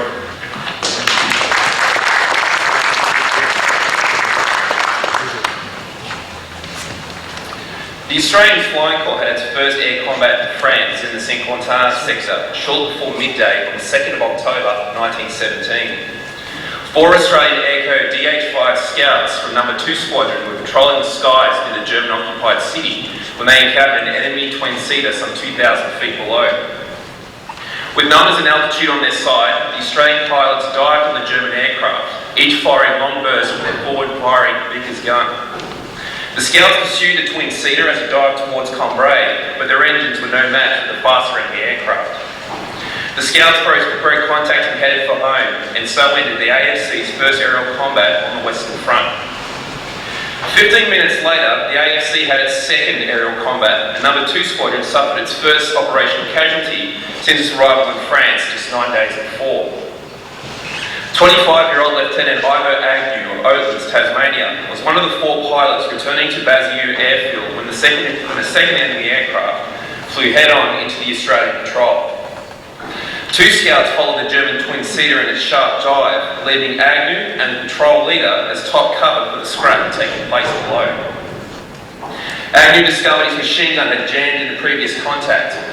He fell out of formation to clear the breach, but after remedying the problem, realised the other 3 Australian scouts were nowhere to be seen. Agnew had lost his patrol, so he put the sun behind him and headed for home. Fuel running low after flying some distance, so he put his machine down at the nearest airfield he could find. Only when he cut the engine did he discover the airfield was not one operated by the Royal Flying Corps. It was an operational airfield of the German Air Service. A dozen German troops rushed from a nearby hangar and surrounded the Australian airman, who had mistakenly landed his aircraft at Valenciennes Aerodrome, some 30 kilometres behind German lines. With no means of escape, there was little point in resisting, and Agnew became a prisoner of war. Popular interest in aviation during the First World War has concentrated on the deeds performed by the leading air aces of the air war, while those airmen whose machines were chalked up as kills by enemy pilots have received less attention than what they deserve. Among them were prisoners of war, airmen like Ivo Agnew, who were forced to land their aircraft on the wrong side of no man's land. Captivity plays such an important part in the Allied Airmen's story of the Second World War, but it barely registers in the memory of what air combat was like a generation earlier. This omission may be because captivity undermined a romanticised version of the air war portrayed in print and film in the post-war period, but also because comparatively few airmen spent their time languishing in enemy prisoner of war camps. Agnew was just one of 35 Australian pilots and observers of the Australian Flying Corps taken prisoner during the First World War. 14 were captured by Ottoman Turkish forces in the Middle East, and 21 on the Western Front in the war against Germany. These considerably small numbers reflected the extremely hazardous nature of aviation at a time when death was a more likely outcome for air casualties than capture by the enemy.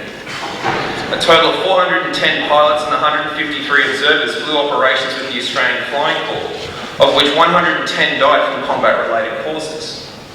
Even in other air forces, the number of captured aircrew was extremely few, because just 22 Australians serving in squadron with the Royal Flying Corps and Royal Naval Air Service were captured by the Central Powers in all theatre of operations. There was a fundamental difference between the world wars that made captivity for airmen a much more of a possibility in the later conflict.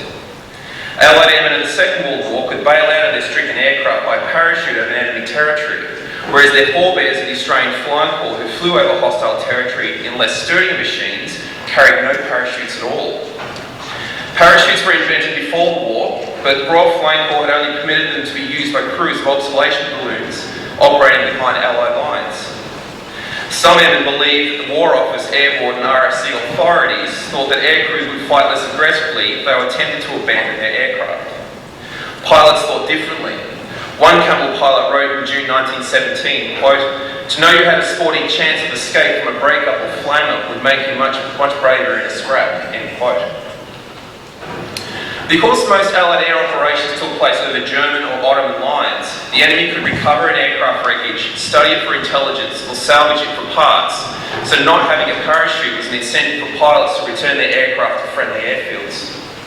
But it must be said that any additional weight from heavy and cumbersome parachutes could also affect the combat performance of fragile aircraft already compensated to cope with the weight of fuel, ordnance, ammunition, and the pilot. Without the means to abandon an ill-fated machine, pilots and observers of the Australian Flying Corps therefore had to survive a crash landing in enemy territory in order to be captured.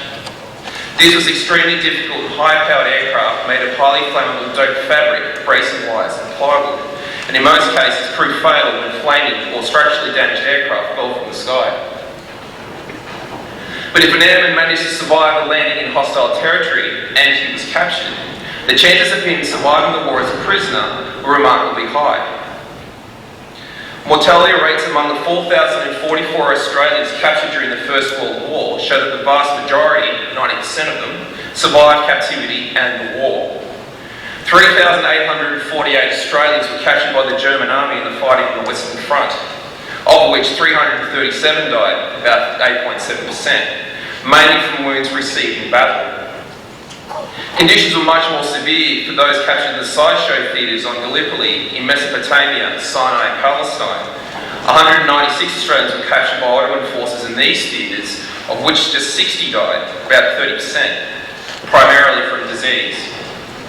Among them were the 7 mechanics of the Australian half-flight, captured in the fall of Kut El Amara in Mesopotamia in April 1916, who died from exposure and disease during a forced march across the hostile terrain of Anatolia.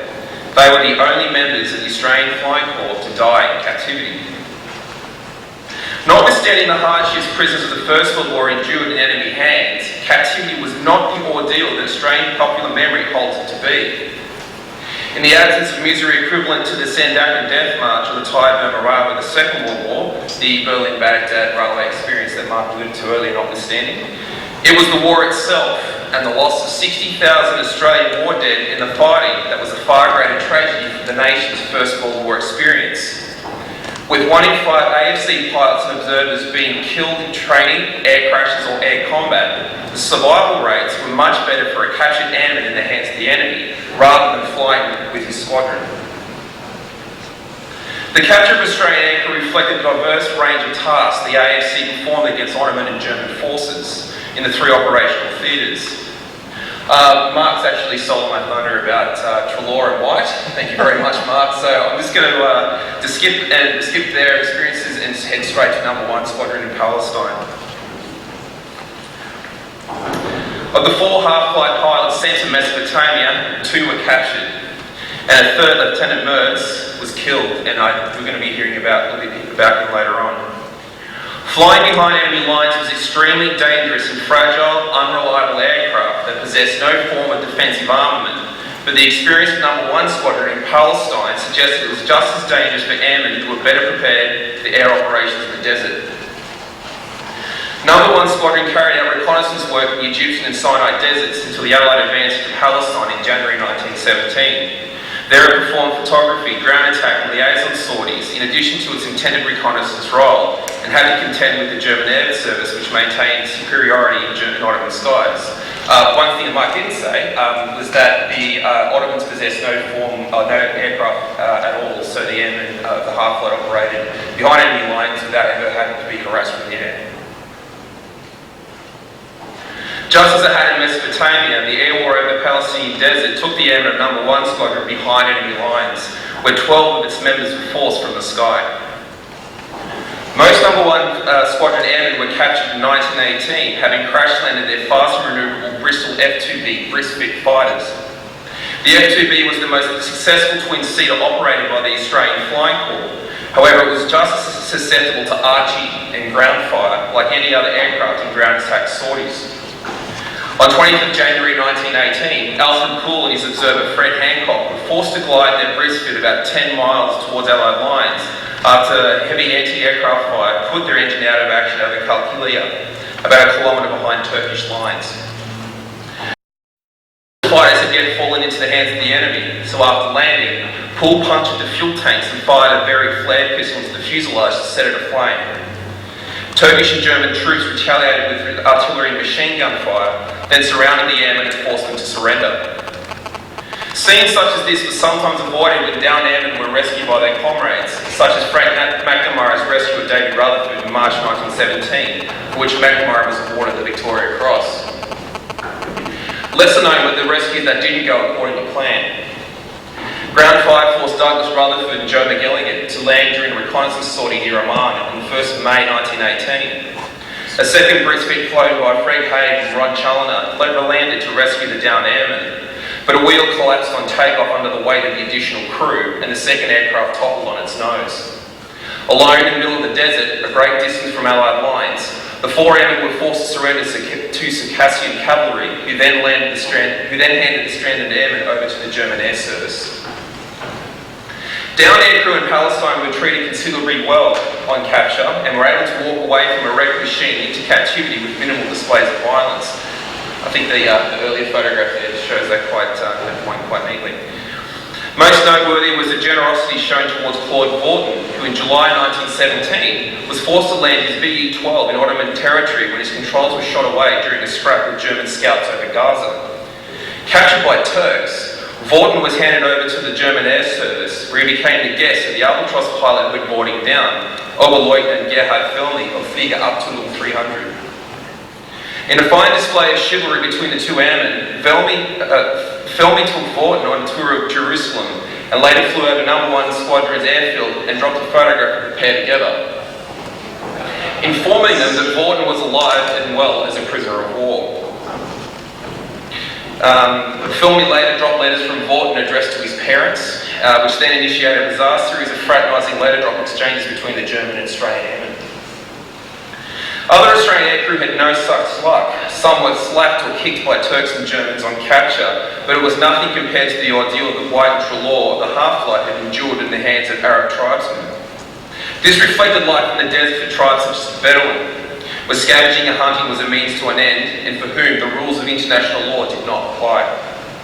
Monetary awards offered by the Ottomans gave the Arabs an incentive to bring in down aircrew for the purposes of intelligence, instead of killing them out of hand. In Palestine, Roy Austin recalls that there was a lot of argument among the Arabs who captured he and his observer, Oliver Lee. A Turkish officer came from the nearby garrison of Karab and paid each of the Arabs 100 Turkish lira if they handed the airmen over, which the Arabs promptly did. Things were much different on the Western Front, where 21 Australian pilots were captured by German troops. Unlike the infantry, who always fought from static positions and had infrequent face-to-face contact with the enemy, pilots from the 2 Australian Scout Squadrons, Number 2 and 4 Squadrons, flew deep into German territory, fulfilling the Royal Flying Corps' air offensive policy. In German skies, the Scout Squadrons conducted patrols and ground attack sorties, sought aerial combat with enemy fighters, and escorted the slower bombers and photo recon machines. They did this to ensure that twin-seaters from Corps Squadrons, such as Number 3 Squadron, could go about their work artillery spotting and performing reconnaissance duties over the frontline area unmolested by enemy fighters. But taking the air war into the enemy territory was extremely dangerous, and 21 AFC Scout pilots were forced to crash land their damaged aircraft behind German territory. With the Scout pilots taking the war into German skies, no aircrew from No. 3 Squadron were captured on the Western Front. By the time Ivo Agnew cut his engine on the German airfield at Valenciennes, 2 AFC airmen were already languishing in the hands of the Germans. In the lead up to No. 2 Squadron's departure from Britain in August 1917, several pilots were selected to gain battle experience with RAAF squadrons flying sorties in the Third Ypres campaign. Among them was Victor Norval, who was attached to No. 29 Squadron at Polperinger, and Arthur Wern, attached to No. 19 Squadron at Leclerc. Norval received a paralysing bullet wound to his shoulder when his patrol of 5 Nieuport 17s attacked a flight of German scouts near Douai on the 29th of June 1917.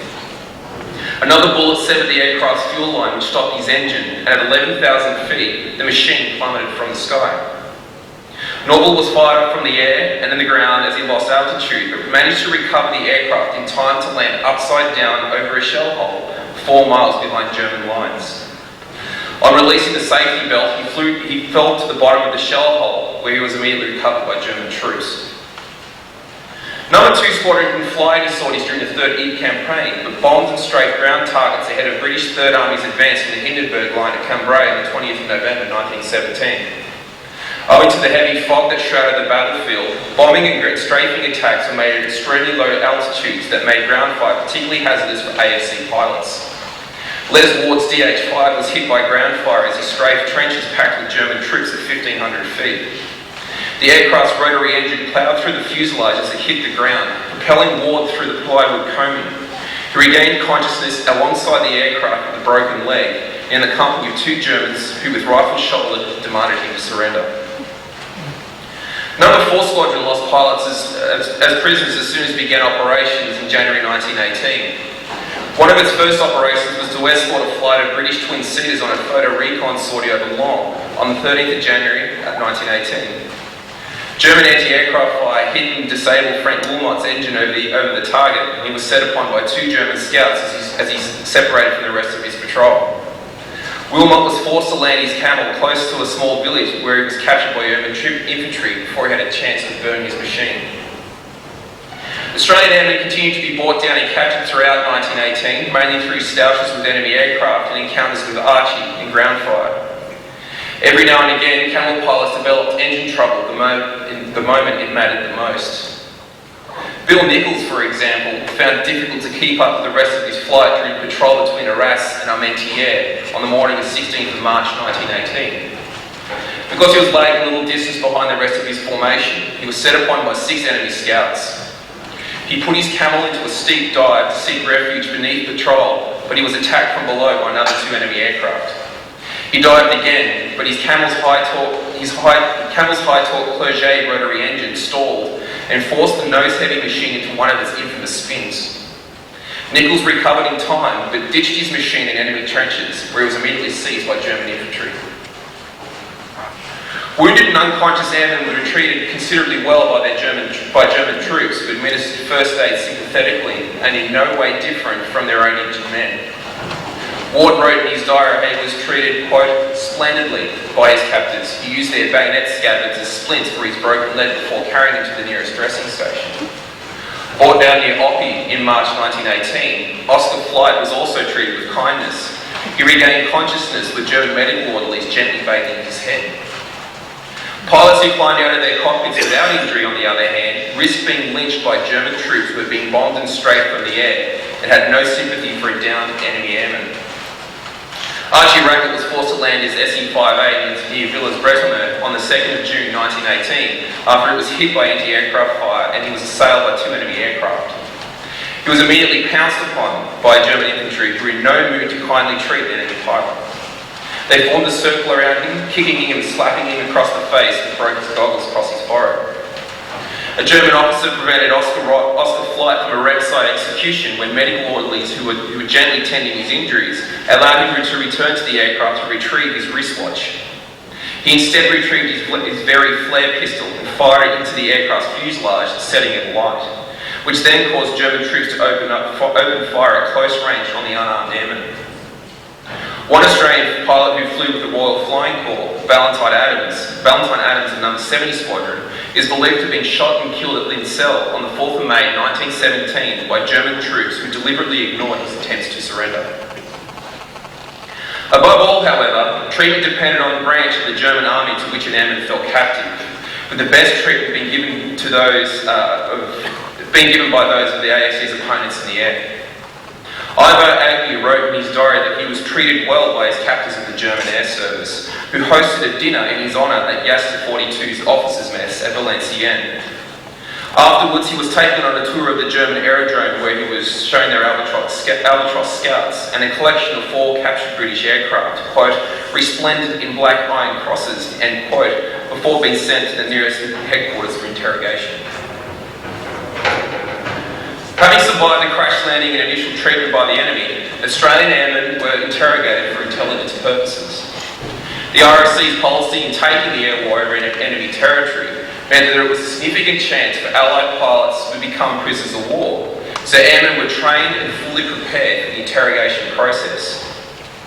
Aircrew were highly skilled, with sound in operational knowledge, had a good sense of geography and navigation, and were equipped with some of the most advanced technology of the period. These qualities made them extremely valuable for intelligence purposes, and as such, they were informed and reminded of the techniques enemy intelligence staff used to extract information from prisoners. To prevent the machine from being captured, studied, salvaged or pressed into service by enemy forces, Australian pilots flew with very flare pistols in their cockpits so that disabled aircraft and any maps, letters or operational documents could be set alight after a forced landing. To minimise the likelihood of a confidence trick being used during interrogation, airmen were routinely instructed to keep the enemy guessing on the identity of their squadron and the names of their commanders and other pilots. In the event of being captured, no communications were to be sent direct to their squadrons. Instead, they were to address all communication from captivity to Cox & Co., the financial military agents in London, who then passed all incoming correspondence to the War Office and confirmed with the Red Cross and the Royal Flying Corps that the missing airman was alive as a prisoner in the hands of the enemy. And certainly there's, not just Vorden, there's plenty of other examples of Australian airmen having letters dropped over their airfields by the pilots of the German Air Service. Interrogations were conducted within 1 or 2 days of capture, with formal interrogations being performed by intelligence staff of the German Air Service. German intelligence staff found that captured airmen were bound by a certain sporting spirit and talked more freely about technical matters with their counterparts of the German Air Service. This was far more productive than being pressured into responding to questions by hostile and abusive army officers who had limited knowledge of the air war. Archival evidence suggests that the counterintelligence training received by AFC airmen was successful among some who fell into enemy hands. Despite the tremendous display of hospitality from the German pilots of Yasta 42, German documents record how Ivo Agnew was determined not to reveal any information of operational value. When questioned at German 2nd Army headquarters at Le Quartier, Agnew revealed his nationality and civil employment, but refused to answer questions about the identity of his squadron or the names of his commanders. He made, quote, a good military impression, end quote, on the officer that cross-examined him, who considered Agnew to be, quote, considerably better educated than the average soldiers who stemmed from the English colonies, end quote. Not all captured airmen were so determined, however. One German intelligence report from September 1918, an Australian pilot informed his examiner that 21 Australian aircraft had been written off in the past 9 months, and informed him that there had been 5 crashes and emergency landings, 2 pilots captured, and several others wounded in the 3 weeks before his capture. Aircrew captured in Palestine were also questioned by the intelligence staff of the German Air Service, and were often subjected to the same methods used on the Western Front. After their capture near Kalkalia in January 1918, Poole and Hancock were sent by rail to the German headquarters near Nazareth, where they were formally questioned on the Allied order of battle, aircraft variants, quantities of troops and guns along the British fronts, names of commanding officers, and information about the Allied railway network. A German intelligence officer showed the men German aerial recon photos of an Allied camp and asked them if they knew how many slept inside a bell tent, presumably so they could be bombed. As on the Western Front, subtle attempts were made to prepare captives for interrogation.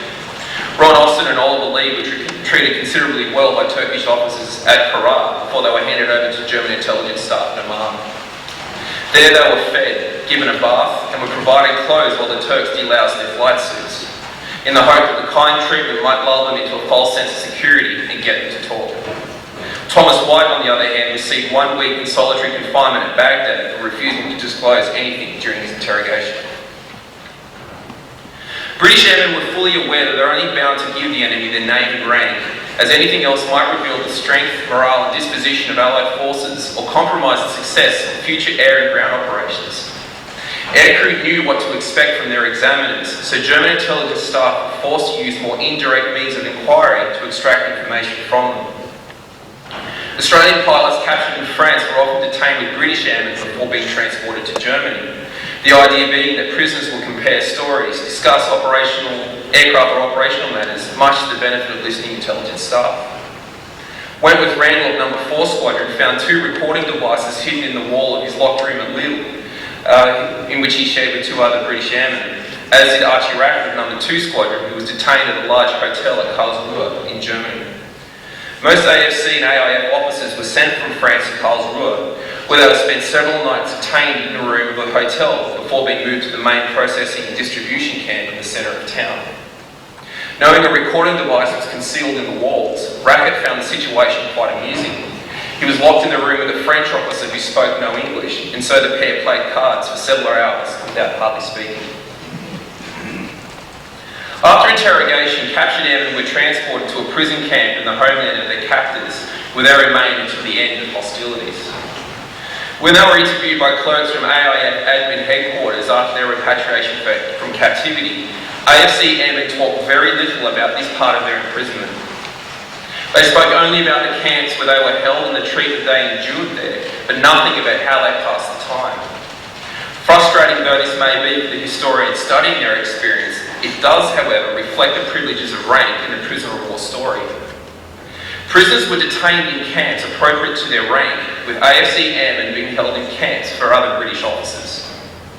Like NCOs and other ranks prisoners whose labour could be used for work unrelated to the war effort, officers were exempt from being put to work and were paid at the same rate as officers of the corresponding rank in the country where they were detained. Other ranks prisoners were formed into work parties, which carried out a multitude of labouring jobs such as railway construction, mining and factory work, but mainly agricultural jobs. For them, work broke the monotony of camp life and was a good preventative of what became known as barbed wire disease, a well-recognised form of neurasthenia caused by long periods of confinement in walled enclosures. Officers, on the other hand, were not made to work. They did not regularly leave their prisons and had very limited contact with the outside world, and with nothing or little else to do, fought a psychological war of boredom, monotony and uncertainty from inside the prison walls. White's experience published in his memoirs, Guess of the Unspeakable, were typical for most AFC airmen captured by the Turks. After his capture at Ctesiphon in Mesopotamia in November 1915, White spent 3 weeks in hospital in Baghdad before being sent to Mosul, northwest of Baghdad on the Tigris River, where he and his observer Yates Brown were imprisoned for 2.5 months. There, in a 2-storied stone building near a military prison, White was exposed to the Turks' brutality towards their own. He wrote, quote, "The whole untidy structure, together with the lack of sanitation and the barbarity displayed in the treatment of prisoners, reminded of some scene of the Inquisition or of more remote period of the Assyrian kings," end quote. The facility was next to a training school for conscripted Arabs and was a transportation hub for Ottoman troops headed for the Mesopotamian and Russian fronts. There, White saw Turkish officers intimidate Arab recruits into submission. The conscripts were spat on, beaten, struck with riding whips and verbally abused. White joined other British prisoners, including Trelaw and his observer Atkins, who had both come down with fever and dysentery and were barely recognisable from when White had last saw them. Nothing could be done to help the sick men, although the arrival of familiar faces improved their conditions and helped relieve what White's called the hopeless monotony of their ordeal in the hands of the Turks. All 14 Australian airmen captured by the Ottomans passed through 2 main camps for British officers: Afyon Kara Hisar in modern-day Western Turkey, in Constantinople, today known as Istanbul. There they received mail, food and clothing parcels distributed by the Australian Red Cross Society, although conditions on the Austro-Hungarian frontier meant that parcels would often go missing or were delayed for several months. The camp at Appian was located in an abandoned Armenian church that stood beneath a huge volcanic rock ringed by sharp cliffs. There, the Australian Airmen shared quarters with 100 British, French and Russian officers, including Australians captured on Gallipoli and the British and Australian submarine crews that had breached the Dardanelles. The stone church measured about 100 by 30 feet with a gallery on one end in which the prisoners were locked behind a heavy door. Men slept on straw and improvised beds and used scraps of timber to fashion pieces of furniture. Over time, messes were established in the corners of the church, quote, where kindred spirits could sleep, drink and curse the Turk together, end quote. Airmen imprisoned in Germany were far better off than colleagues in Turkey. Almost all captured airmen were sent from France to the large processing and distribution camp at Karlsruhe, before being sent to more permanent camps such as Landshut in southern Germany, where the German army appears to have kept most of their captured airmen. 10 AFC pilots were detained at Schloss Tralsnitz, a 700-year-old Bavarian castle perched on a mountain overlooking Landshut. For several months, they were accommodated inside cramped barracks with approximately 100 other British officers before being moved to prisons at Holzminden in Lower Saxony, Ingolstadt in Bavaria, and Denon on the Baltic coastline to the north of Germany. Why the Germans detained British airmen at Landshut is unknown, although it was probably an attempt to gather more information from the captured pilots for the purpose of intelligence before moving them on to more permanent camps. Conditions in German camps were harsh, but fair, with the treatment of prisoners depending on the temperament of individual camp commandants, orderlies and guards. Holzminden, for example, was run by Hauptmann Karl Niemeyer, who was a strict disciplinarian verging on the tyrannical. His regime was often punitive and arbitrary, and included the bayoneting of two British prisoners. Things were just as bad at nearby Klostov, where Niemeyer's twin brother was camp commandant. Escape attempts were frequent in harsh camps like Holzminden, and in July 1918, 29 British officers succeeded in escaping from Holzminden by digging a tunnel beneath the camp's walls. Of the 29 who made it out of the tunnel before its discovery, 10 succeeded in crossing the Dutch frontier and eventually made their way to Britain. Several Australian pilots in Germany made escape attempts, such as Arthur Wern and Alec Houston from Holzminden and Cecil Fies from Landshut. None, however, was successful. The only AFC airman to make a successful escape was Thomas White, who in June 1918 managed to stow away on a Russian merchant ship in Constantinople's Golden Horn, bound for Odessa in the Ukraine. From Odessa, he eventually made his way back to London, where he was awarded the Distinguished Flying Cross for his action at Ctesiphon and was twice mentioned in dispatches. The war dragged on for those Australian airmen who remained behind barbed wire. AFC pilots held captive in Germany similarly received fortnightly consignments of food and clothing parcels from the Australian Red Cross in London, and some airmen had the luxury of being given parole on the understanding that they would not attempt to escape. By mid-1916, the effects of the Allied naval blockade was felt in Germany as the war consumed more and more of the country's resources. The economy was in ruins, and the German people started to grow hungry. Fats and oils, meats, bread, milk, and all processed foods became scarce in the metropolitan areas where most Germans lived. Prisoners of war were given a ration of black bread, turnip soup, fish, and ersatz coffee, but because most were receiving parcels from the Red Cross, it was not needed half as much as those Germans on the other side of the prison walls. With soap, chocolate, tinned meat, tobacco, and other commodities making their way into camps through regular consignment of Red Cross parcels, prisoners were able to secretly trade items with German guards and orderlies in exchange for camp equipment, parole, sporting equipment, and items to make life on the inside tolerable. When war ended on 11th November 1918, all 35 Australian airmen captured in Mesopotamia, Palestine and on the Western Front were alive. Not only had they survived aerial combat with fragile aircraft and no parachutes, they had also survived a crash landing in enemy territory, had negotiated awkward and sometimes violent transition from combatant to captive, and after interrogation, for which they were fully prepared, Australian airmen went on to endure lengthy periods of incarceration deep in enemy territory, where monotony, boredom and uncertainty prevailed. Their humble experiences behind barbed wire were not as glorious or well known as the deeds of the leading air actors of the war, many of whom, like Richthofen, Maddock, McCudden and Voss, were killed in their pursuit of triumph. These Australian prisoners were not deliberately mistreated by their captors, as were tens of thousands of Australians in the hands of a cruel and merciless enemy several decades later. But their captivity still remains an important but understated episode of Australia's First World War story. If anything else, the experiences of AFC's captured airmen reminds us of the harsh realities of aerial combat when aviation was in its infancy, and of the certainty that not all who took to the skies could be the stuff of legends. Thank you.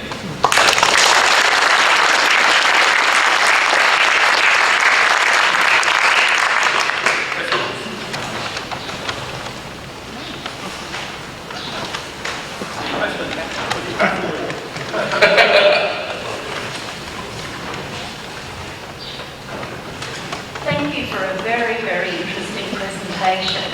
Unfortunately, I arrived late, so the term half-flight might have been mentioned earlier, but it's unknown to me. Could you please enlarge on that? This is where I can get some back on Mark. Stealing my thunder. So perhaps, Mark, would you like to stand up and respond to that?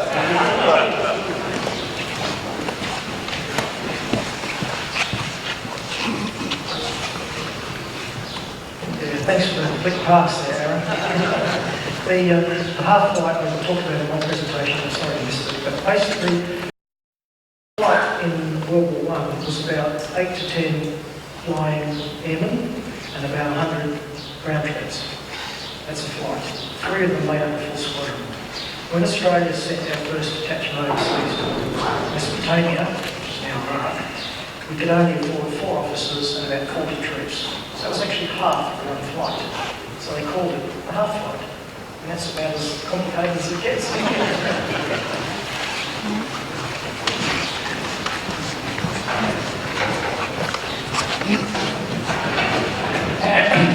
Anthony Page. Were the prison facilities in Germany anything approaching the concentration camps that were used in the Second World War? The prisoners of war camps that Australian officers, and not just the Australian Flying Corps, but also men of the AIF, were detained in were tended to be large castles like that one at Landshut, the photograph I put up there. They tended to be castles several centuries old and very prescient, sort of fashioned into prisons. But that often meant that as the German army became more successful in the battlefield, particularly during the campaigns of 1914 and 15, there was a severe accommodation crisis where these castles and indeed some of the camps that the other ex-prisoners found themselves in were literally overcrowded, and with that comes the problems of disease. Well. But for British officers, it was fine. Like a typical camp like the one at Landshut, there probably would have been about 200, 300 prisoners in it max. But certainly nothing of the concentration camps from the Second World War, as distinct from some of the camps that run by, say, the Stalag Luftwaffe during the Second World War, camps known as Stalag Luft.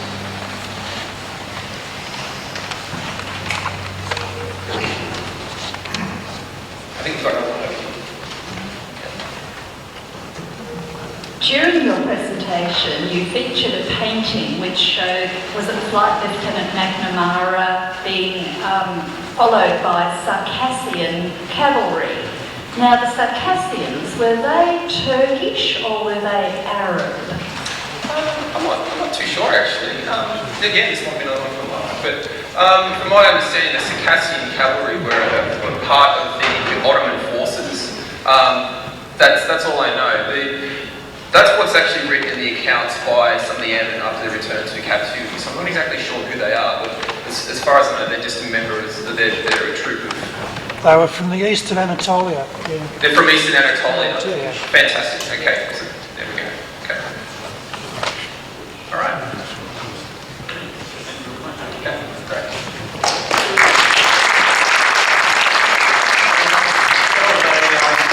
Very interesting subject. As we know, the World War II and the Korean War, the prisoners of war, we've always taken on, but nobody's really done any in-depth into First World War, and Aaron has certainly put a good subject together. Probably ask more questions than it answers when you start diving into the deeper part. Anyway, it was well done. And as Andrew said at the beginning, there's more to come, but we'll have lunch first, and I'll hand over to His Highness to get it going. Thank you very much indeed. Thank you very much indeed. It is lunch now. I think, as David has said, it looks like the pup will not be able to fly, but it's housed in its kennel a little bit further over this way, and you're more than welcome to have a look at it during that time. We hope you enjoy some fellowship, catch up with the speakers. I know they're dying to talk to you. All those questions that you had, now's the chance. Buried deep within your show bag, you will find a blue survey form. We're keen to have your feedback to ensure that as we plan more of these events, that we're providing exactly what you want. So on your way out at the very end of the day, you'll find a box for these to go into. We've printed them on double-sided paper, so on the back it's blank, particularly so you can add extra comments if you wish to. Of course, if you wish to keep your name tag, that's fine. If you wish to donate it back, then we'd be more than happy to have that as well. But please, let's enjoy lunch for an hour. We'll see you back here at 1:40. Thank you.